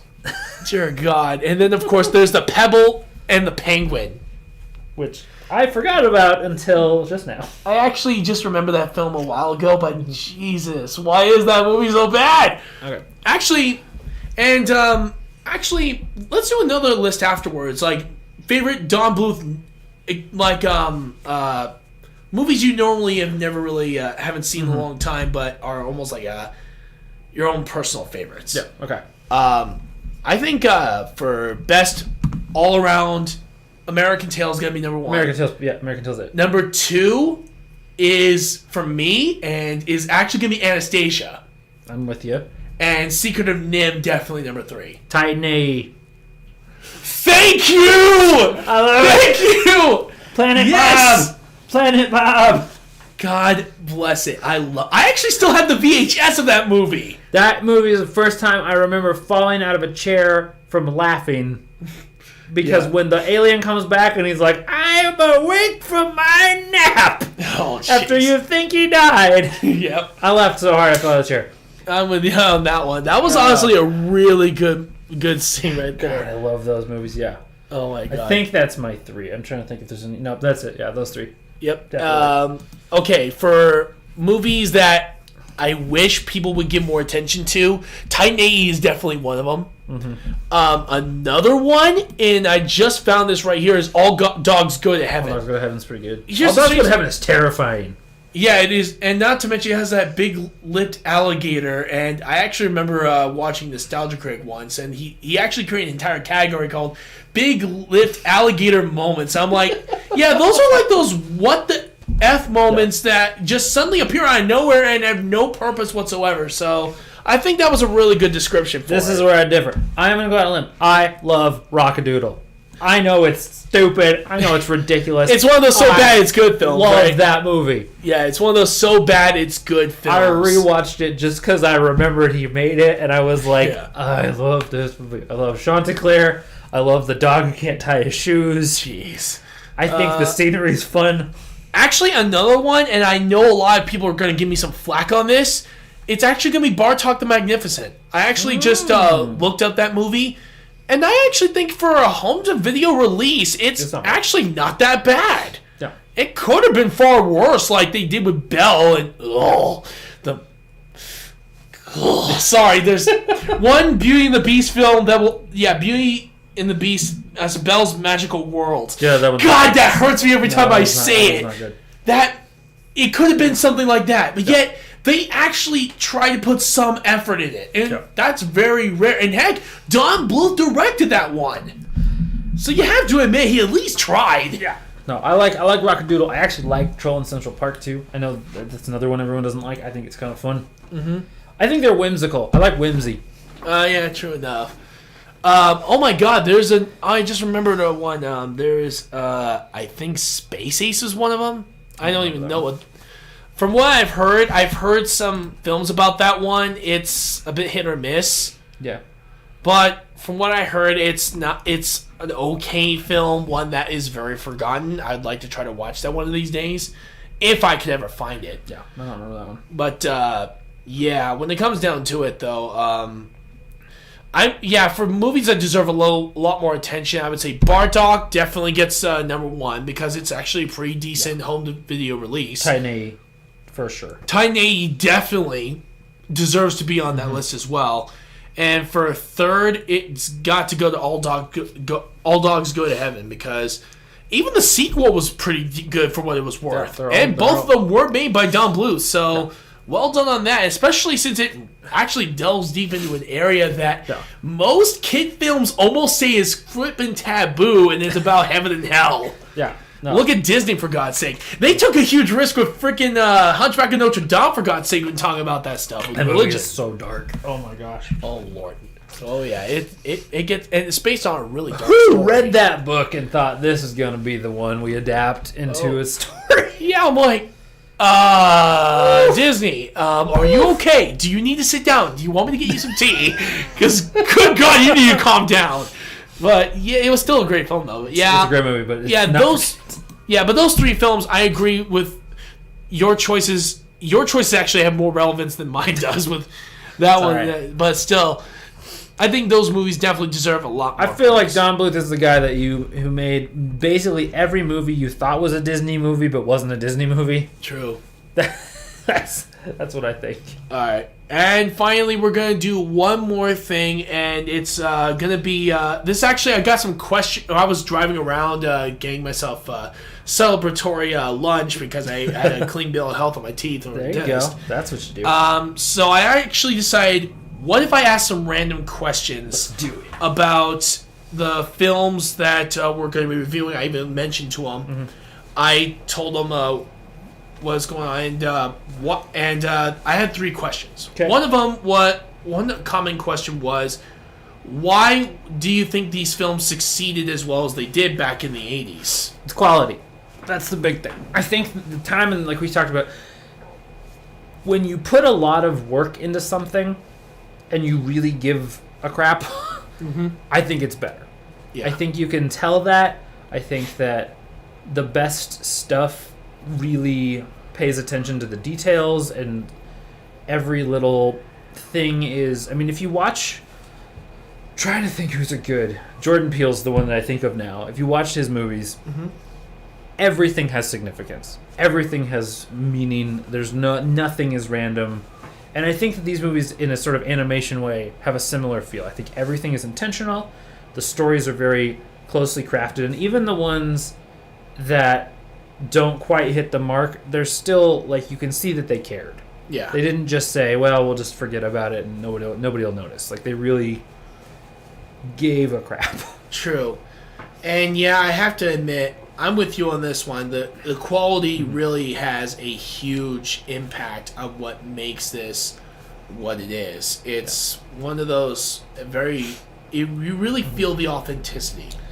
I think the other thing that helped is when they came out, because they came out in that 10-year period between when Disney was big with the princess movies and the early stuff, and when they were big with the princess movies in the 90s. Yeah, I think it was also... fell right in that gap. I also think it was definitely... and also, if you guys haven't have any questions, please ask. I also think that they also came out around the time when Disney was at its lowest. Yeah. For sure. With Black Cauldron and some of the other films that they were working on just not working out at all. Yeah. You could definitely tell that this was the moment where Don Bluth could take full advantage of this lower moment. Especially since Land Before Time came out a year before the Little Mermaid. So it was perfect timing that he got that out when he did. Yeah. It's I think it just...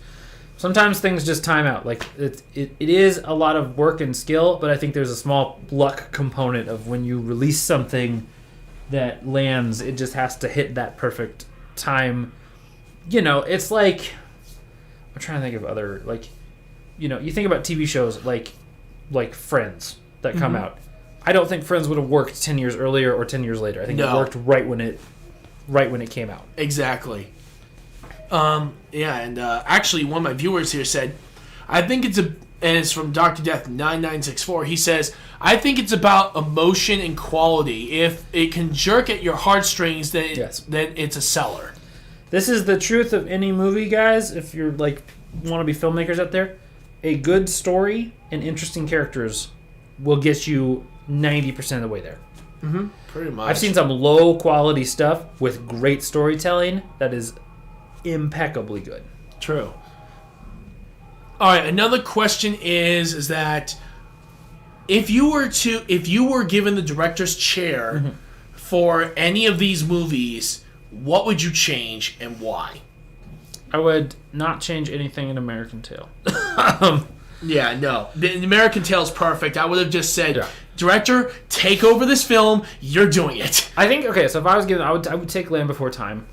And I think I would give it a little more sincerity in terms of the moments. I think I would have not geared it away from children per se, but just made it have some serious, like, stakes. Yeah. I think that's what's lacking. I think it needs, like, a compelling antagonist. And not just, like, the Sharptooth's a great sort of thing chasing them, but it needs to be more present. That's one of the things that works in Fellowship of the Ring. Yeah. In the first half of Fellowship of the Ring, those ring wraiths are everywhere. Yeah. And they keep showing up, and you keep seeing them, and it's what makes that first half of that movie feel so hard. It's the same thing in Mad Max. It's the same. As soon as they divert and Immortan Joe goes after them, you feel like something's chasing them the whole time. True enough. And with Land Before Time, about half the movie, it feels like they're just kind of wandering and there's no real danger to getting to the place. So I think you just need to raise the stakes, and I think you just need to take it not necessarily a threat, but just urgency of they need to get there. Yeah. You know, maybe it's even they're running out of food, they don't know how to hunt because they're young, these kind of things. Yeah. When it comes down to me, if I were like you said with American Tail, I'm not changing anything. And you just saw with my score, it's a perfect film. It's perfect. But let me see. I would give Secret of NIMH, if I were to change anything, I would get rid of Jeremy. Because honestly, if you want to make this a little bit more adult when it comes down to it, you get rid of the crow and you really start delving deep into psychology. Because that's actually what they were doing for most of the film, was delving deep into morality and ethics. So why not make the entire film around that? Because actually, if you think about it, with the guy who gives the medicine to Mrs. Brisby, he acts really nasty, but he still has a good heart inside. Yeah. And even Aunt Shrew, who honestly is, you know, she is annoyed with these kids, but she's willing to lay her life on the line for these kids, especially when they're in danger. Yep. So honestly, if they just got rid of Jeremy and concentrated more on that type of storyline, I think it would have worked a lot better. I don't know if you have to get rid of Jeremy. I think you could just adjust him. Adjust him to be a little bit more serious? I think he still serves a purpose. I just think he's so tonally different. True. Yeah. I think you can still have some of the clumsy crowisms, but not so far out the way. Think, again, Lord of the Rings, Merry and Pippin. Yeah. Like, they're obviously the comic relief, but they don't feel different from the world. True. And not to mention, they grow as characters throughout the trilogy. Exactly. So, yeah. And if you have a crow who introduces clumsy and goofy, he should serve some purpose later. That's not just, he's just there. Yeah. Okay, and Land Before Time. I know I'm going to be a sick son of a bee for this, but I want to make it darker. Put their lives at risk, and if at all possible, kill one of them. I'm sorry. But think about it. If you get connected to these characters and one of them just suddenly dies, it shows you just how dangerous this world is, especially for them. And not to mention, it also kind of leaves, even though it looks bright at the end of the tunnel, it's not entirely. It shows that nothing will ever go as planned. There's always going to be those hiccups along the way. You need butt-clenching tension. Yeah. And it's not there. Yeah, and not to mention, I would have also made the story a little bit more compelling. That was another thing I think that could have definitely worked. The characters were right on the money for me, and same with the design and the music. Everything. The story and the atmosphere, though, could have been improved. So one thing Dinosaur does that this movie doesn't do is you feel like those dinosaurs have to get to that place. Yeah, because they kill off characters. Yeah. They're not afraid of killing off characters for any amount of the story reasons. If they combine those types of moments with Land Before Time, I think it would have been a very, very good film. Yeah, there you go. That's it. I'm not going to say it's perfect, but you have to admit it's better. Better than what it would have been. And of course, this is right here. I make Land Before Time have better moments than it does, like Littlefoot's mother's death or T-Rex's chase. Like, you wanted to improve those scenes. You improve them, yeah. No, that's okay. I could see that. I think you can take. Yeah, I think you can do all kinds of stuff. I think the T-Rex chases are short. I think they could be longer. I think that, like I said, again, it's all stakes. In any kind of storytelling, if it's an adventure type thing, the stakes need to be life and death. Yeah. You know, it needs to be, if such and such doesn't get to such and such by, you know, a certain amount of time, Yeah. And they're going to die. And yeah, that's exactly where Lord of the Rings and the dinosaur movie come from, because they have stakes. They have characters that die either from starvation, thirst, or get killed by the Carnosaurus over there. You're in the dinosaur film or in Lord of the Rings, you're getting chased down by everyone that's on the side of Sauron. Yeah. Not to mention the fact that, you know, this is a little thing. If you affect a major character, like Littlefoot's mom is a good catalyst, but because she's not integral to the story, it would have been better if she got killed after the earthquake. Yeah. Because then Littlefoot's literally on his own. Like, he's been traveling with his mom, And but then something gets to a point where he's on his own. Yeah. You know, and now the stakes have been raised. Versus he's already on his own before the journey begins. True. Also, it says right here, make the movie longer, and you would, and honestly, I think I agree with him on this one. Make the film a little longer, and you can really develop the characters. You can get the story a little bit more fleshed out, and the atmosphere will be even better. I don't know if you need to make it longer per se. I think like maybe an extra 20 minutes. Yeah, I'm just thinking. I mean, you can tell a good story, and Pixar's proved you can tell a good story in 5 minutes. That's true. But I think it's a matter of just taking the time with the moments. I do think, they rush certain things and they take too long on other things. It's a matter of rearranging. So instead of like we're gonna let the dinosaurs play for half an hour and then have a 3-minute chase scene, give me a half-hour long chase scene and then 3 minutes of relief. Yeah, exactly. Like you would see in most action films where they always have that break before. Basically, the calm before the storm. And you have to remember, it is for kids. So there is an element of we as grown-ups, teenagers, adults watching these movies that are intended for 5-year-olds. There's a disconnect there. Like, it's not the same as what we wanted. But I've seen enough things where kids still follow good storylines. You know? Kids still want to be treated like they understand what's going on. True. And so I think that's what I mean when I say you gotta take the material just a touch more serious. True. And finally, if you were given an option to either keep the film the way it is make sequels, or if you want to remake the movie or remaster the movie, which would you choose? I think I would do the CG live action Secret of Nim. Ooh, I like that. I think I'd take it. I'd make the characters sort of that mocap, like Planet of the Apes thing they've been doing lately. Yeah, especially because even the Lion King remake for what it's worth, they almost look real. Yeah, like photorealistic animals, not cats. Yeah. CG mocap. Yeah. But like, you know, that sort of Peter Rabbit, Paddington like feeling, and then like just make it darker, make it more adult, make it gritty. Gritty Secret of Nim reboot. Oh yeah, I'm with you on that one. I think it would work. I think it worked great. I think and almost want to say, instead of doing a movie, do like a mini series where the movie is the framing device, but then we go and like do one-off episodes about all the different. We see Nicodemus's past, and we see Mrs. Brisby's past, and we see Jeremy's past. You know, yeah. We see what got them to here, and then the big finale when they're trying to raise the house out of the swamp and. Oh yeah. Yeah.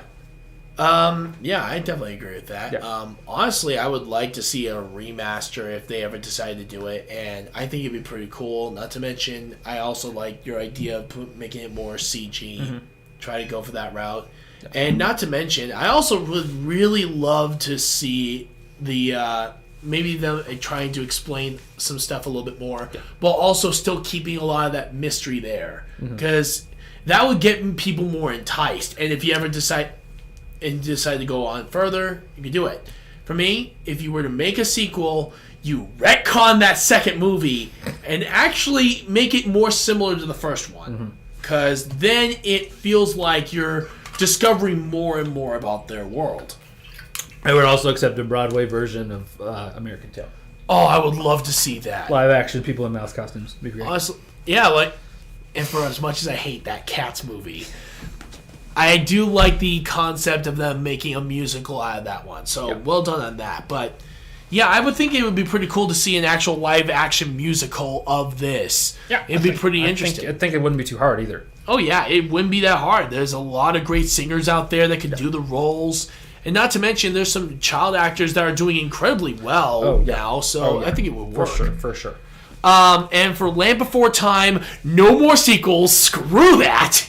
And I would rather go for a complete remaster where they extended the time of the Land Before Time and took our suggestions for how we would improve the film and really make it as best as it can be. Just remake Lord of the Rings, but with dinosaurs. Exactly. That's it.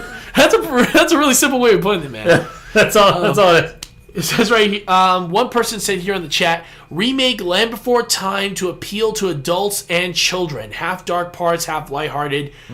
Maybe even some dark humor that adults would get a kick out of. And like I said, a bit longer with a great plot and climax. Yeah. Yeah. I think that's a good. That's one of the things is if you look at the best. I'm gonna use Who Framed Roger Rabbit as my example. That movie is not a children's movie, and yet it looks like it. Every kid I've shown that movie to loves it. Oh yeah, because it does just enough to make you remember. It's still goofy and cartoonish, but it's not like dumbed down for kids. It's still got real stakes. It's still got real hard hitting characters, and they just get in these weird goofy situations. And I think you can do that with most things. I think it's the thing that bothers me about modern day Disney Channel stuff is it just feels stupid. It feels like they're like, kids aren't going to understand this if we make it too smart, so we're just going to make it real dumb. But then the movies that like work are like Coco, which is all about death. Yes, it's actually really interesting with that one because I actually have my grandfather who's Mexican, and he actually did teach me a little bit about the Mexican culture, and it was actually really interesting. I highly recommend doing some research on it. But when I saw the movie Coco, I thought it was as close as I'm ever going to see the afterlife in that sense. It was so perfect. Like, it was beautiful. The stuff Pixar's been doing lately is just like Inside Out, Coco, what's the one Soul that just came out? Oh my god, I want to see Soul. So they're all really good, and they're understandable by kids, but they're not for kids. I also think that, actually, strange enough, some of their TV shows have actually been, their cartoon shows, have actually been delving deep more into adult stuff than the movies are, which is it's crazy. Strange. It's amazing how it switched from movies being more the focus on those things, and now cartoons and television shows are. And if you go back and you look at older, like Hans Christian Andersen, Grimm fairy tales, those are not nice, pretty wrap-up Disney stories. Oh, no, they're not. They're dark, and they're kids' stories. They're morality tales. It's basically, there's an old concept if you go back to like the Middle Ages with theater and the way that they wrote what are called morality plays, which are these plays that basically are like teaching you about why you shouldn't be greedy or lustful or any of those things, because they say if you do this, bad things will happen, and then they give sort of a parable as an example. Fairy tales did that for kids. So Little Mermaid is actually like a message of the grass is not always greener on the other side. If you go after this thing, it will end badly for you. And then Disney, because they wanted to not make them terrifying, made them more child friendly. You have to admit, though, they did get away with a lot of crazy, scary moments, like in the earlier films, like in Snow White. Good Lord, her running through that forest, and the transformation scene. Snow White's terrifying. Pinocchio's terrifying. Oh God, Sleeping Beauty's terrifying. Dumbo's terrifying. 101 Dalmatians is terrifying. Cruella de Vil is actually more of a psycho in that film than she ever was in the other movies. It's basically everything up to Princess and the Frog that has like real dark undertones in places that it needs it. Like, I mean, Beauty and the Beast, Belle's dad's gonna get locked in an asylum, and not to mention he's gonna die from whatever illness he has in this. Jafar turns Jasmine into a slave. Like, all these little I mean, the whole plot of Pocahontas. Oh, as much as I hate that movie, it's one of my least favorite Disney films of all time. But I'm just saying, it's so like the darkness that is inherent under the surface. Mm-hmm. I think it just you don't need to make everything light and fresh and fun just because it's for kids. Yeah. You can let kids have serious moments and teach them serious things. Yeah, and actually, if you think about it, even look at Hercules. Because look at Hades. He's stuck down there for all eternity. He's not coming out. Nope. That's a worse way to go than death, in my personal opinion. Yeah. Or what's the one?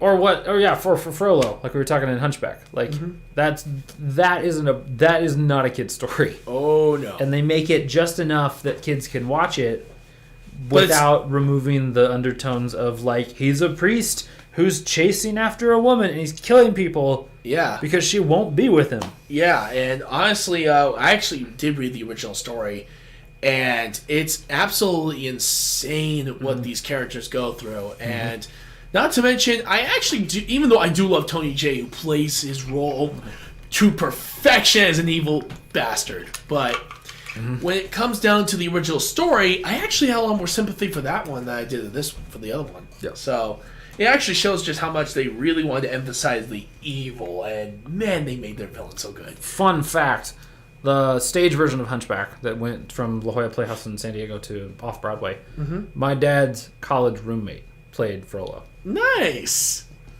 Alright, and actually, here's another question. What would you think were the worst parts of the three films that you're watching?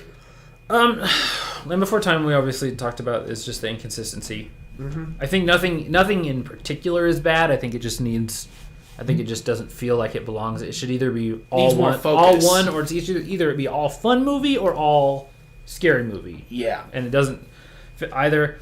I don't really have any problems with American Tail. No, I don't think anything in that movie is an issue for me. Yeah.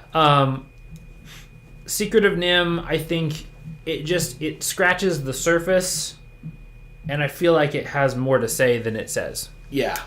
And I think that's what I ended that movie just going, oh, that was okay. I thought there was going to be more. Yeah. Actually, you pretty much explained basically what I was thinking as well, because it's actually because very much inconsistency. They had a lot more focus. It could definitely do much better with Land Before Time.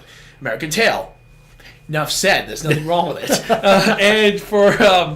And for when it comes down to Secret of Nim, I think that if they made another movie similar to Secret of Nim, but it answers some of those questions from the first one, I think it would give the first one even more worth than it did. So. I think so.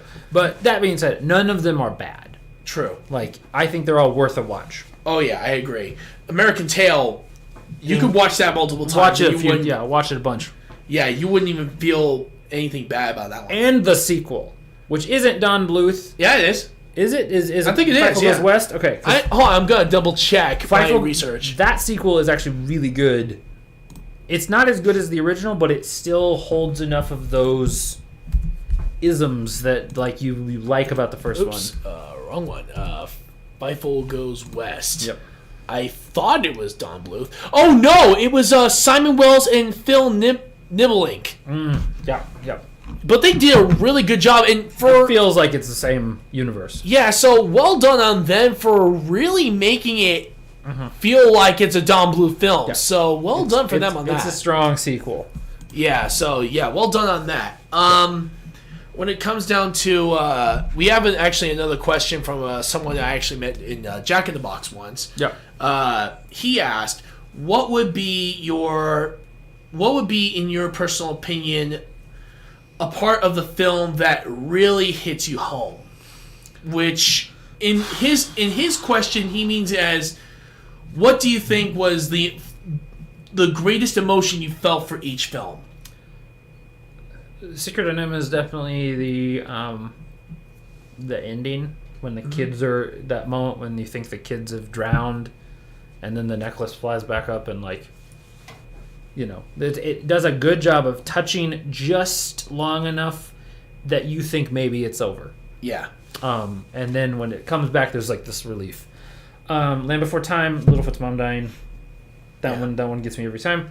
And American Tail, is probably the reunion. I have a lot of stuff with families. That's my tear jerking button. Same here. Anytime families are split, reunited, longing for each other, any kind of proud parents and children moment, those are the ones that always get me. So I'm with you on that one. I think that's Yeah, all three of those scenes, I agree with you, because each and every one of them was just it really hammers in the almost like a finality of these moments, but at the same time does an incredible job of really getting at your heartstrings. Yeah, for sure. So yeah, I actually really liked how he put that question. It was a really interesting one. Yeah, I think it's because I don't really hear many questions about that where which moments really hit you in the heart the most? What emotions did you feel during that moment? And I have to admit, it was, and if I want to be more specific, I felt a lot of relief as well as just overwhelming joy in the scene of the reunion. Yeah.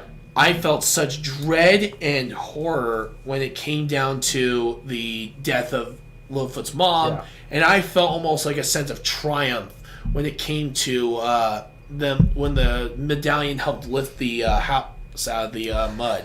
Yeah. It's just those are like the client, and most of them, Littlefoot's mom is more of an inciting moment than a climactic moment, but they all have that sort of, this is the thing that you've been waiting for. Another one, they said that the secret of Nim, when Nicodemus died. That one's big too. That was another good one that really. Here's a question. I think the reason Nicodemus isn't so tear-jerking for me is because we don't spend as much time with him. True. I think if he was a more prominent character throughout, then that would be... It's like, I see him as, like, again, just to keep comparing things to Lord of the Rings, it's the Gandalf. Yeah. It's when Gandalf and the Balrog, like that... We've been with Gandalf for so long at that point that we long for good things to happen to him, so when they don't, it's hard.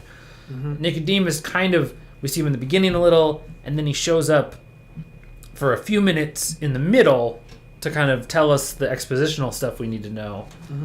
But then we don't really get any other time with him. And so it's just, if it had been somebody who's with Mrs. Brisby the whole time, I think that would have been hit harder. Yeah. Here's one. Here's another question. What scenes turned you off to the movies you watched? American Tail?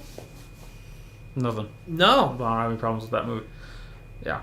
That was pretty easy. Any negative questions, just assume American Tail is exempt. Pretty much, yeah. We're going to exempt American Tail, guys, because there were no bad scenes in that movie, and I'm trying really hard to think of them, but no. Yeah. Land Before Time is just all of the goofy scenes, all the, like, definitely for kids scenes. They don't feel like they fit. Yeah, I'm with you on that one. Secret of Nim. Again, Jeremy's scenes feel out of place.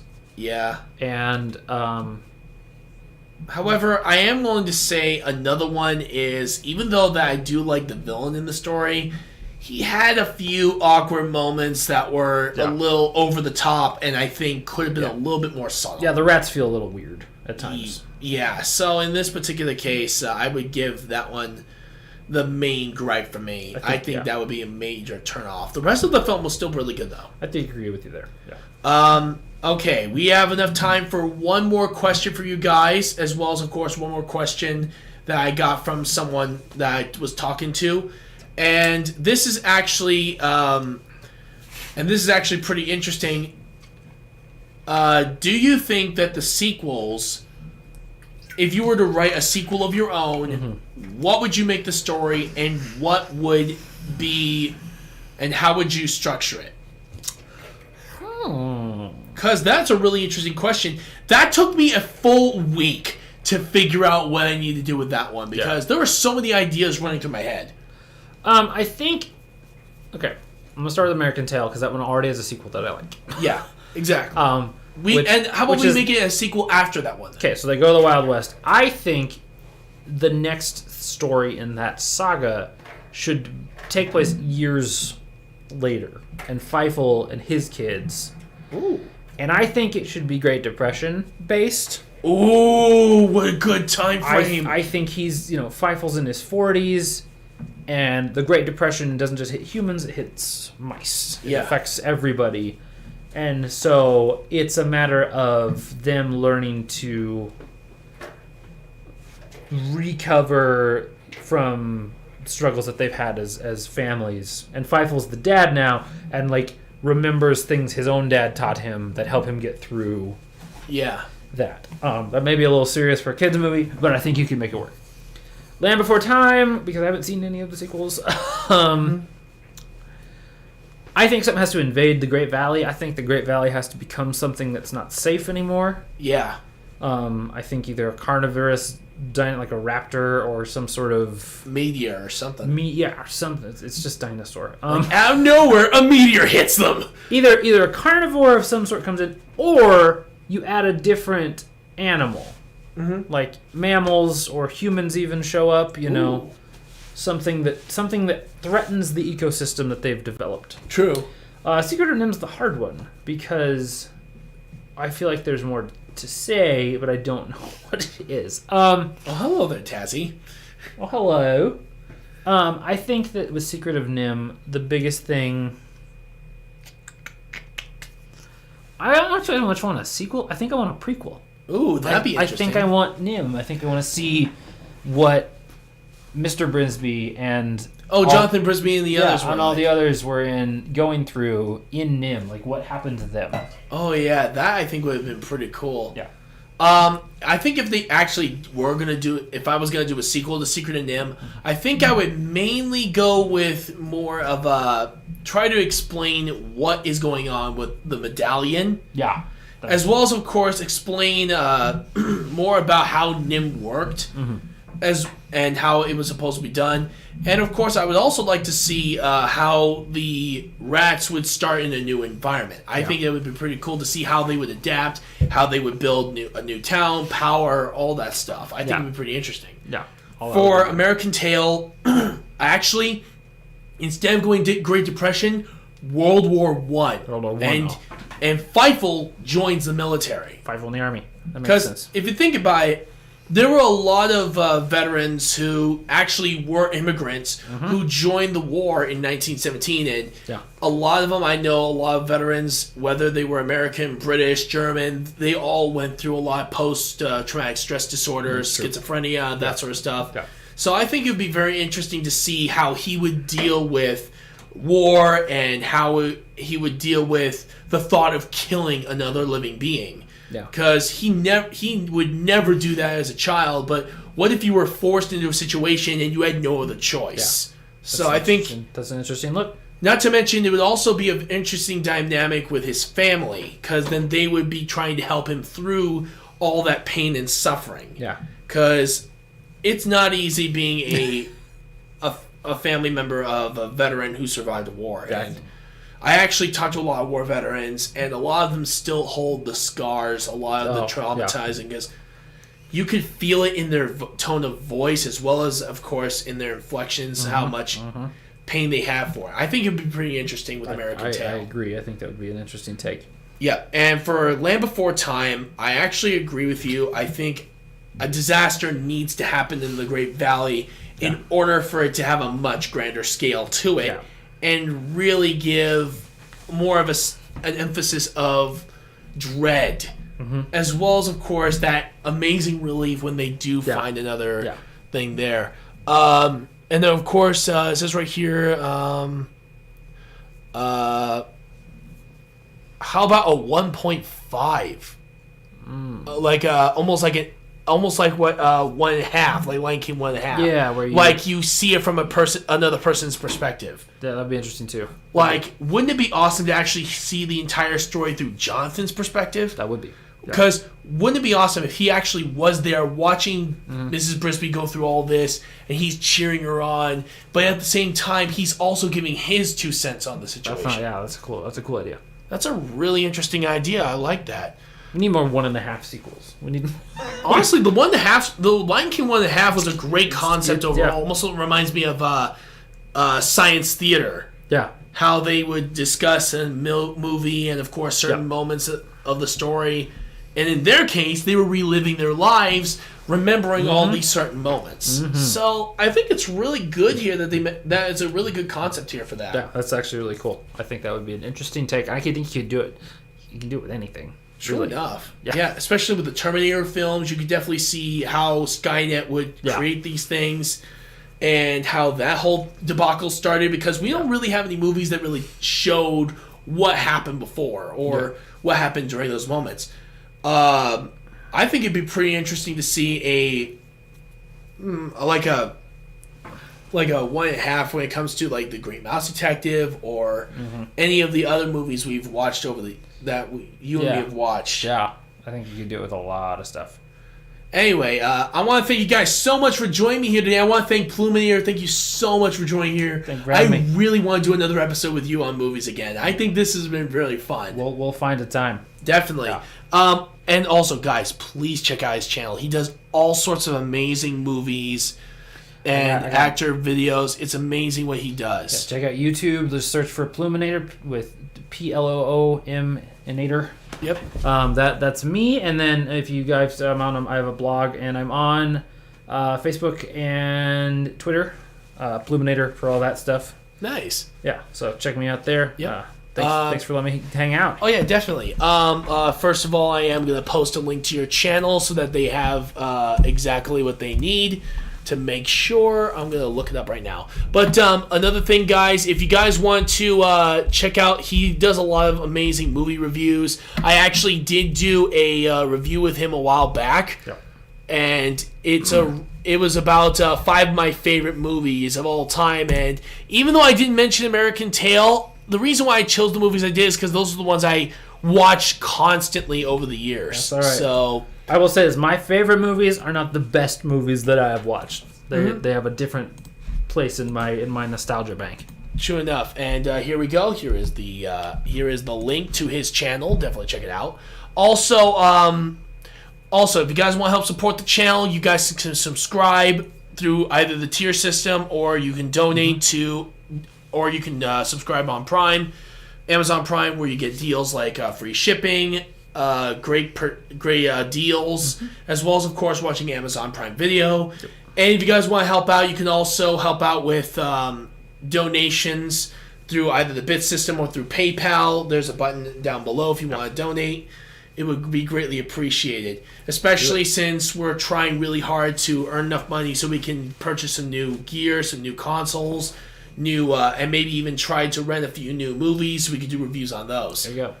I'm going to ask you, if we were to do another episode together, what movies would you want to review? Would you want to do a review on? Because we do 3. Yeah. We do 3 movies on this show instead of like one video game. Well, I gotta go with horror films. Ooh, dude, so man. I think I would do So Bad They're Good horror movies. Ooh, really? Yeah. Ooh, that's gonna be interesting. Bad 80s slasher flicks. All right, so name off the movies. Let's see. Let's do. I'm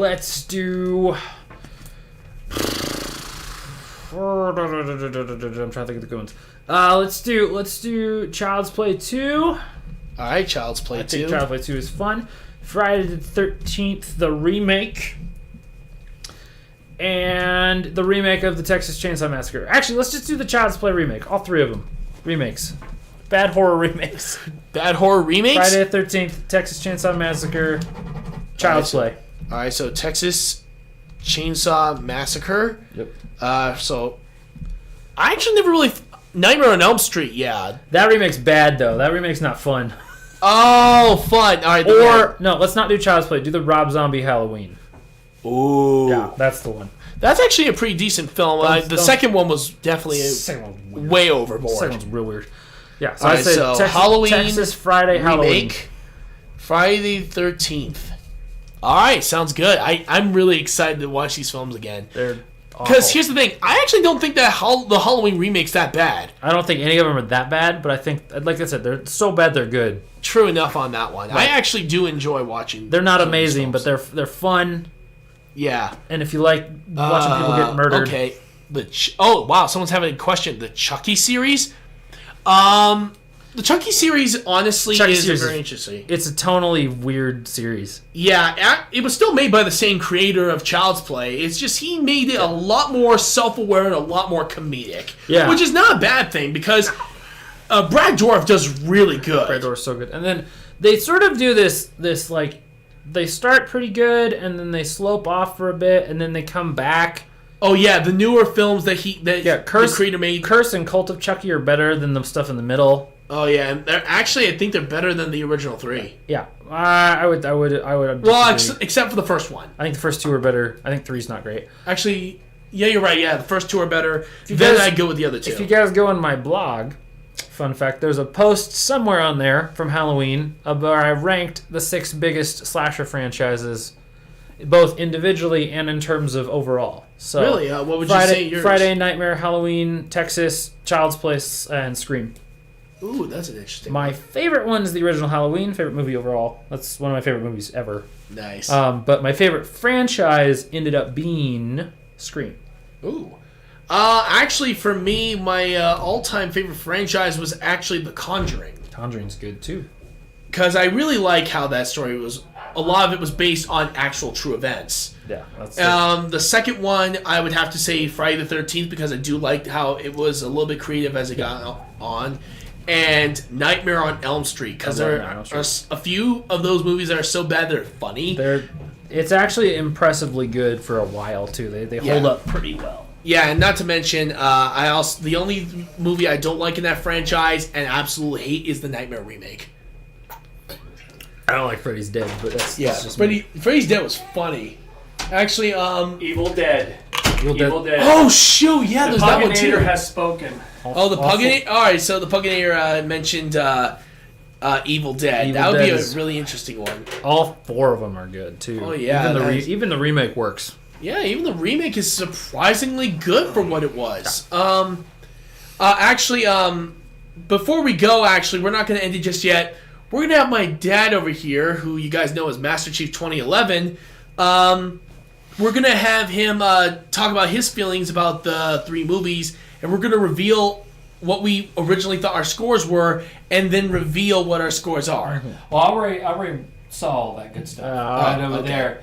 And one of the things that I really liked about your guys' collab right over here, that it was hugely informative. Mm-hmm. I mean, you guys really dove deep into things. It wasn't you weren't skimming the surface here. No, you guys went deep down, and I think that's what really. But what got me drawn into the show, not trying to say that I almost hit some people and took out some people on the sidewalk. We're not going there, okay? So there you go. But the thing is that I think, people need to know that. People need to understand those little intricacies and the things like with your background in college and also actually working the sets and stuff like that too, gives a greater insight to what we really should be looking at. Yeah. And I really like that.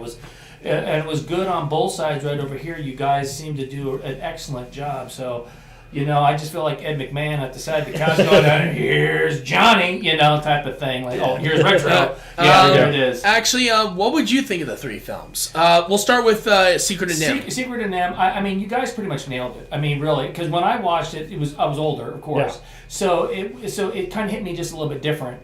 Like Nicodemus, even when he passed and stuff like that, it was still, the guy was like, like the all-knowing, It kind of reminds you of, like the Nicodemus here, we're going to go up there, the Earth is supposed to explode sometime in the year 3000. We won't be around for it. Nope. But I think that was a bit, and I think you guys really nailed where they can do the improvements on. Mm-hmm.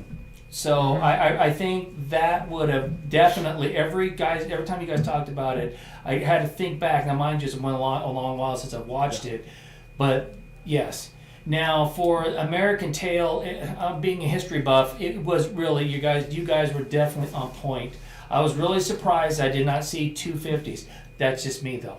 But because it was really a very, I agree with you, had a really well-written story. Mm-hmm. The characters, so it automatically went into the atmosphere. It was just a really great transition to all. Now for the land, yes, that one right there was everything that you guys talked about, even with Dr. Death, too, was the fact that would have greatly enhanced the overall of the movie. I think, because like for me, certain things turn me off, and it's really hard to turn me back on in a movie. Yep. And that's the reason why that I sent the question in, was I just was kind of curious on how you guys are able, that'd be a question for both of you, would you get through a part of the movie? So far it's doing pretty good, and then you hit a part that kind of just stops you from really like enjoying the movie, and how do you try to get restarted? I mean, you know what I mean? Because that's got to be kind of hard. Because when I'm off, I'm off. You know, I might as well just leave. Bathroom break. Yeah.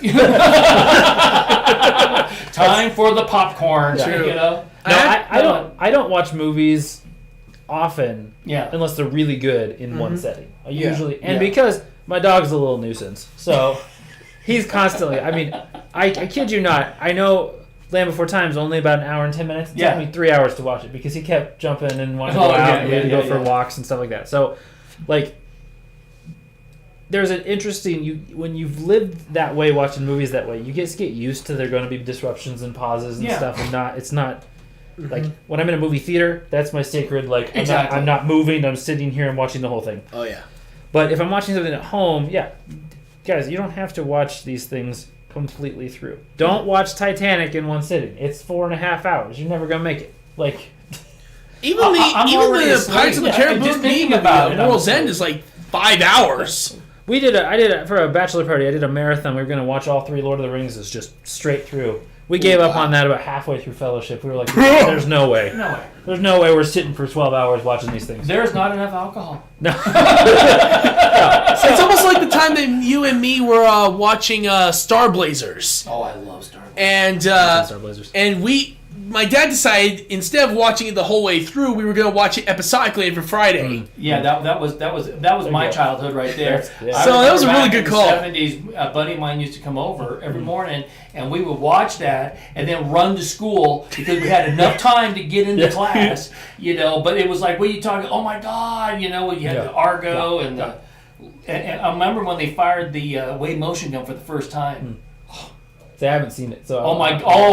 Then you got to come over here. We're watching that. We're watching that, man. All right, we'll find a time. Oh, definitely. Yeah. You will. Then we have to sit down and do a. Actually, yeah, that'd be a good idea. After we do our actually, how about we save this horror movie one for Halloween? Let's do it. And then the next episode we have with you is gonna be you, me, and him. We're gonna do Star Blazers. Well, and here it is too. Is that the Ploominator definitely wants you guys to do the Evil Dead. Oh, I'm just telling you that right now. That's a request. We'll find the time. Well, another thing too is that because movies is really kind of a big thing now in the whole pandemic world and stuff like that too. So it's really going to be nice to go up there and try to you bring yourself back on. Maybe you might guys do a special right over here because I think people really need to go up there and be guided with some good movies and some good thoughts and maybe something that goes up there because we have a lot more time that maybe we can have them dive into it a little bit more. What do you guys think about that? I think it'd be interesting. It's not a bad idea. I think it'd be interesting. I think it would be good. Okay. I got one thing too. We're also going to try to get the Ploominator on his website so you guys can go up there and making sure that you subscribe to his channel. I mean, basically, Welcome to the Party Pal is actually really good. His collab, what he does with his brother, is outstanding. So that's what you guys got to go up there and watch if you really want to know. And if you guys get on before Wednesday, new Tough Act to Follow, featuring a well-known character actor. I don't tell them who it is until it comes out. But there you go. Yep. Last one was with Jim Carrey. So okay. This next one's one of my favorite actors coming out next. So awesome. Yeah. Nice. Honestly, Dad, what would you score these movies yourself? Well, actually, Land Before it was it American Tail? I would have gave it perfect or about close to perfect as you can get. So around 49, 50. The Secret of Nim, I probably would have went like 45 on it and stuff like that. You were much higher than me and him then. Well, the reason why is because I watched it also at a different point. That's you guys true. were watching it more younger. I was watching it as an older person. So True. you have to understand that it was looking at it from a different lens. Yeah. So that's the reason why it was higher. Now, The Land Before Time, it was great because I watched you watch it, and it was different because I put myself in that realm. But as the actual given it a score, I don't think I would have probably, really kind of looking at it if I had to look at it through just my vision and not necessarily his vision. His vision would have been much higher just because it really was a kids' film in a sense. It is. But if I was going to go up there and take a look at, if I was looking at it from adult and stuff like that, I mean, I thought 35 would have been high. Yeah. Yeah, honestly, it's amazing and I said this before, amazing how age really changes your perspective on the film. But it would have been like in the high 40s, I mean like 45, only because I saw it through his eyes and not necessarily mine. Yeah. So I was that's trying the to see reason. it through more of my eyes today than by taking off the nostalgia goggles. Well, let me tell you, the nostalgia goggles adds They are 5 to so- 10 immediately. Yeah. It's amazing. I've watched some terrible movies from my childhood that I still love. oh, yeah. Well, what was it called? It was Bruce Leroy. You remember, what was the name of that? It was. I'm trying to remember. I know. He was taking on the Shogun of Harlem. What was his name? I vaguely remember what you're thinking of. Oh, God. I don't remember I'll, the name. I'll look at. It started with Vanity was also in it. Nice. So I'm trying to figure out all that stuff right there, and I can't. You know, we used to binge watch that when I was at my first unit in the Coast Guard. We used to binge watch that all night. You know, just because we had nothing else better to do. You're isolated duty. What the hell are you gonna do? Yeah. Besides drink beer and watch the Shogun of Harlem and stuff like There you that. go. You know? True. Yeah. Honestly, what would you guys... actually, someone had a question. Do you have Discord? I do not have a personal Discord. If you ever get a chance, my person, Dr. Death, you're one of my followers. He wants to friend you. Okay. I'm on Discord as Ploominator, but I don't have like a personal one. But if you want to friend me, I'm there. All right. Yeah. Honestly, actually, here's a very interesting question. What would you do for your own... If you were given a chance to make a remake or a sequel, what would you choose for these 3 films? For me, Yeah. well, I actually, when I've listened to your guys, I actually followed right along. I think that each one, I liked your one with the prequel. I mean, and that was for Secret and M, right? Mhm. I mean, honestly, the prequel would actually bring, and then when you watch The Secret of Nim, that number, I'll guarantee it, that number will That go number up. goes up. Oh, yeah. Yes, but the prequel actually will go up there and start really developing, get back to yours, the story and the character, but it will also increase the other one. Yeah. So really, you've kind of killed 2 birds with 1 stone with this one. Mm-hmm. And I really liked how that, I like that thought on there, and I think that's a very good thing to do.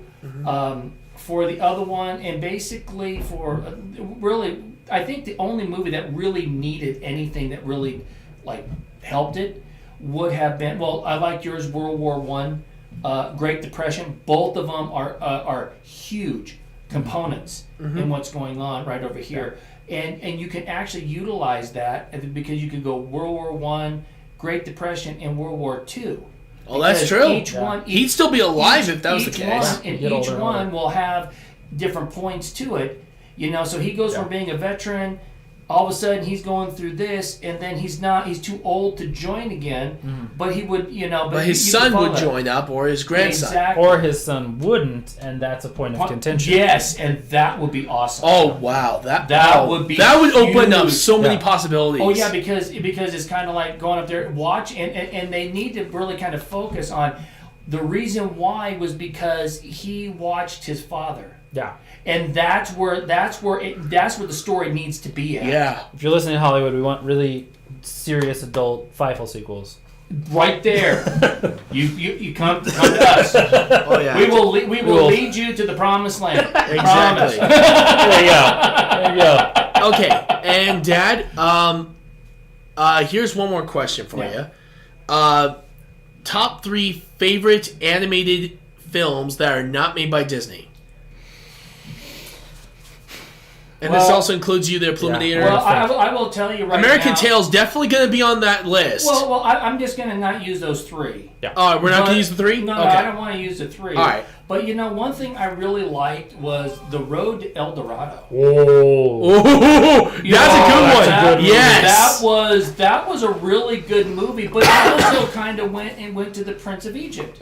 Prince of Egypt for me. Those 2 movies right Yeah, those there. That when DreamWorks. I looked at those, it was very grandiose. It was just a really excellent two films They're right strong. there. Yeah, they they're were strong. strong films. I would have to say, yeah, Prince of Egypt definitely is among the And list then if we're I not including these three I think movies. the other one would be, it was really kind of a weird, because I'm trying to remember all of the movies, and I have to tell you what I really liked too was Who Framed Roger Rabbit. From Roger Rabbit's great. Isn't that a Disney film? It's sort of. Well, actually It's owned by Disney. Well, how about then we'll just go back and then did Disney do something with the side of meatballs? Like I just Cloudy with a Chance of I don't Meatballs? think they did. and the No, reason that's why DreamWorks, I was think. it was a really Or is it Illumination? I don't know what it is, but I don't think it's Disney. no, I don't think Yeah. it's Disney. Not I that don't one think it's anyway, either. But you know what? Another one. Oh, Iron Giant. I'm sorry. Oh, Iron Giant. Iron Giant. And I have what a great movie. But that was Sony. Okay, Sony did. Okay, No, so Sony, yeah. really, I like that. I like the meatball one. Cloud with the side of meatballs, just because it was kind of outlandish and the way it went. But I go, if I was going to take back, you had Iron Giant, you had Titan AE, you had a lot of great other movies in there. But The Road to El Dorado, I thought Kevin Kline, and I can't remember who the other. Kenneth Branagh. Yeah. Yeah. Both of those two really So good. they work so well together. They're so good. And Prince of Egypt was just awe-inspiring. I really liked It how that has went. such a grand scale. The music was on point with the And film. the last one was just following the robot. I think if you found anything following the robot and just what the robot was actually going through the eyes of a little kid more than anything else. Yeah. Those were my three. Okay. Yeah, when it comes down to it, Prince of Egypt definitely for me. The other one is Iron Giant, of course. Yes, that one's I going to be love pretty Iron obvious. Giant, And the last one is actually a lot of a tougher one than I originally thought, because if I'm not going to include these three films in there, I would actually have to say I would go with what's the movie again? I think I would actually go with All Dogs Go to Heaven this time. Oh my God! That's Another one that's you could pretty almost good. do Balto in a way. Oh, I'm sorry, Balto. Yes, because That's the one. That was one right there. Is basically the Iditarod. It basically what started the Iditarod. Is Balto Disney? No, Not Oh, Balto is not Paramount Really? Pictures. Paramount Really? Pictures, yes. Balto. Or it's Universal Studios. Amblin Universal Studios. Yeah. Yeah. Yeah, we're good. see. So what are your three? My three are gonna be different. What are your three? Lego Movie. Oh my God, Bionicle! Was just thinking about that. Yeah, the Lego Movie is. Oh, that was a good that Yeah, movie- they actually made the Lego movie. I Yes. watched that movie. I was the only adult without a child in that theater watching the Lego Movie. Well, A lot of people loved it. Hello, it's Legos. It transcends all. It can ages. transcend all media. Next Yeah. thing you know, they're going to go into music. Please It's don't super do it. Spirited Away. Oh, Miyazaki. Oh, I didn't even think about the Miyazaki Oh, there's films. so many Miyazaki Oh films. my! Ah, oh my damn it! Lord, I forgot all about that. Oh, shoot. Then I would say... That was yeah. actually, I would go with Howl's Moving Castle if that's the case. So if I had to choose, I'm gonna choose one Miyazaki, not to choose all Miyazaki. And But, then, but it's very easy. Yeah. It is hugely easy. and then Spider-Man Into the Spider-Verse. Oh, that's actually a really good one, too. Oh man, That movie is amazing. Actually, yeah. oh, here's one. Fireflies. I don't know. I think that's what I think it was. Well, it was Castle of Fireflies. I can tell you right now, those are Because the Castle of Fireflies actually takes place in World War II, and it's about these two siblings just trying to survive. That's And, right. and I'm going to go into spoilers. If you guys don't want to listen to it, cover your ears for a few seconds. The siblings are dead. Well, that's okay. That's the only unfortunate part. It's wow. It really hits you hard. So I guess maybe when we come back the next time, of course we could do the Star Blazers trilogy and stuff. I mean, it's not trilogy. It's Nah, I think we're gonna do mainly with Iskandar first, and well, then maybe no. we could I'll tell you right now, the White Comet is good. 3, no. Didn't even I know just why couldn't- they I was just there. Didn't even really get into it. Yeah. The White Comet was decent. I mean, it really was, but it was not the first. Yeah. The first one had Quest of Iskandar. the wonderful story. It's basically the Earth gets bombed by the Gamelons. It is crusted all over with radiation and I'll definitely have stuff. to check it out. And then they took the Yamato and refurbished it and called it the Argo. Even though in the and then Japanese then the dub, they lady- actually did stick with the original So name. when you go up there and you start and you start following the story, you know, it's actually it actually is pretty good, and it's actually still kind of relevant. This was back in 78, 79, so it's still kind of relevant right now. That's pretty cool. Especially nowadays, especially with the pandemic as it is. It almost kind of reminds me of what's going on right now. Yeah. It's crazy how this stuff comes back around. I know, yes. All right, so now, after doing an extended 20 minutes on that one, we're going to end it right here. I want to thank Ploominator for joining us today. Yes. Thank you, Master Chief 2011. Yes, the name is for his rank. He was in the Coast Guard for 30 years. Anyway, again, if you guys like what we do, please subscribe to his channel. Please follow and subscribe to my channels, especially follow me on Facebook, where we will update you on certain stuff. Check out my website. We update the schedule as best we can. We have links to all my channels, so you can go check those out as well. And of course, I am now going to announce the game that me, Monstrosity, and Dr. Death are going to be doing for the very next episode. Are you guys ready? Because I think you guys are going to be very surprised. Legend of Zelda: A Link to the Past. There you go. That's a good game. Because That's a good game. That's Yes. a good game. And luckily enough, it's available on the Switch, as well as, of course, if you guys want to try get an emulated version, it's not gonna be completely different, but hey, because I have the official cartridge up here on my shelf, Awesome. and Yes. with that means I'm gonna have to play through the entire game, which I'm already gonna have a nightmare on. It's gonna take a while. But I love Yes, this it game is. all the oh same. my God, it's going to. And honestly, I think it'd be pretty cool to really delve deep into what many people consider in contention for one of the best Legend of Zelda games of all time. Other than, of course, Breath of the Wild being another one, and of course, Legend of Zelda: Ocarina of Time, Oh yeah.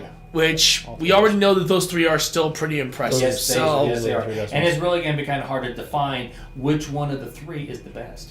yeah, because one of them is almost like a complete remake of the original game, being more open world, exploring different dungeons, doing whatever you want in order. Then, of course, we have the Link to the Past, which expands on that premise and really does give you a lot of dungeon crawling. Yes. Has a lot more detail than the original game, and it was the first Well, don't give it prequel all. ever made. You're giving a lot of spoilers for next week. Well, no, I'm just talking just I know. basis. I know. And then, of course, we just want to make sure. Spoiler alert. Okay, And then, of for course, people who've never with- played it. And, of course, with Ocarina of Time, it's mainly just time travel. Well, and Ocarina of Time is regarded as one of the greatest video games ever, period. Yeah, In- yeah, in because the a lot discussion. Z targeting, a lot of other Actually, things, for you me, know. I actually prefer Twilight Princess myself. That's fine. I'm just saying, like, But Ocarina of Time had such significance. It set a lot of how gaming is today. Yeah. It really came from Ocarina of Time. Which I'm very grateful for, because a lot of the stuff we have with modern RPGs nowadays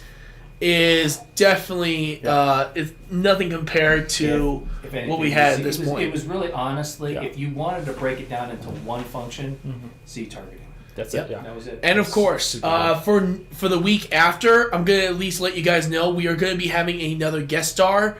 It is going to be my buddy Sean, if he's gonna be available. I honestly don't know. He's been really busy over with his family today, his family, especially with the whole COVID thing.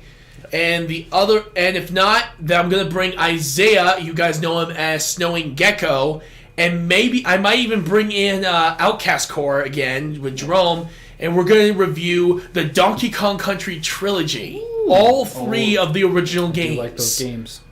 Well, you know what? Maybe if he's not If you want to join in, I say we'll go see. for it. We'll have a whole group on it. No? I'm trying to think Dad, you're involved too, Well, because no, you played with this since I was you're a gonna kid. see. I'll be on the other side this time. All right. But because you're gonna have three people here That is giving true. their expert We'll figure it opinions on it and stuff like Yeah. that too. So, But that really we does need that. them, Yeah, but again, that depends if the 20th is not the 20th Yes. isn't going to happen as well as we hope. Hopefully, things get better and we get things started. Also, one more announcement: we're gonna have another guest star and we're gonna be talking about a card game this time, and it is going to be a friend of mine. He does a lot of Yu-Gi-Oh. I'll let you know because we're also going to be doing it over at his place, and it's going to be with him and his wife, who's a TikTok Oh, that's right. That's viewers, right. I forgot all about that. That's on players. the So I 13th, think right? it's yep. It's gonna that one's gonna be on the 27th, Oh, awesome. There you go. March 27th. March 20th is gonna be possibly the collaboration of Outcast Core, Stowing Gecko, Ploominator, and myself, along with Master Chief See 2011. what happens. And next week it is going to be Monstrosity, Dr. Death, and myself when we review Legend of Zelda: A Link to the Past. I hope you all are ready for it. Also, get ready for tonight. We're going back to Legos. Speaking of, we're going with Lego Star Wars, the complete saga for the There you Xbox go. 360. I love that game. Yes. If I you want do to stick too. around, we can do the stream together if you want. I would. I got wife stuff. I gotta Yeah, do. nah. Gotta do Makes it. sense, dude. Anyway, I hope you all have an amazing day. I'll see you all very soon at 7 p.m. Until then, this is Mr. Retroactive signing out. If you guys have any final words? Thanks for taking the time to get Ploominated. What he said. You all have a great day, everyone. I know we'll see